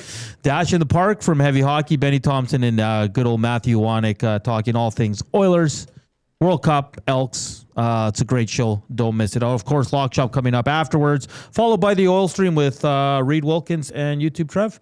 EST Afternoons with Coob and Gager. And then, of course, Reed Wilkins, Jay Milne will take you home up until 6. They got Colton Dach on the program at 3:05. Big shout out to Joaquin Gage for joining us. Will, it's been a slice. We'll see you Friday. See you Friday, buddy. All right. You get to work with a true professional tomorrow. I get to work with Dustin. Yes. Yeah. The best of the best. Hell of a CFL broadcaster. Oh, Isn't he? he's fantastic. Yeah, All the kick return best. call. But we're out of here. Thank you, everyone, on Cruise FM 95.7. If you listened on iHeart, TuneIn, radio apps, we thank you. And, of course, everybody that watched us on the YouTube channel, slam that thumbs up for us and chimed in on the Paris Jewelers inbox and the good old nasty chat. Dustin Nielson returns tomorrow with Will Fraser and YouTube Trev. I'll be back on ESTA Afternoons. On behalf of YouTube Trev and Wil Fraser, I'm Hernan saying thank you for tuning in to the Nielson Show. Don't go anywhere. The Hangout is up next.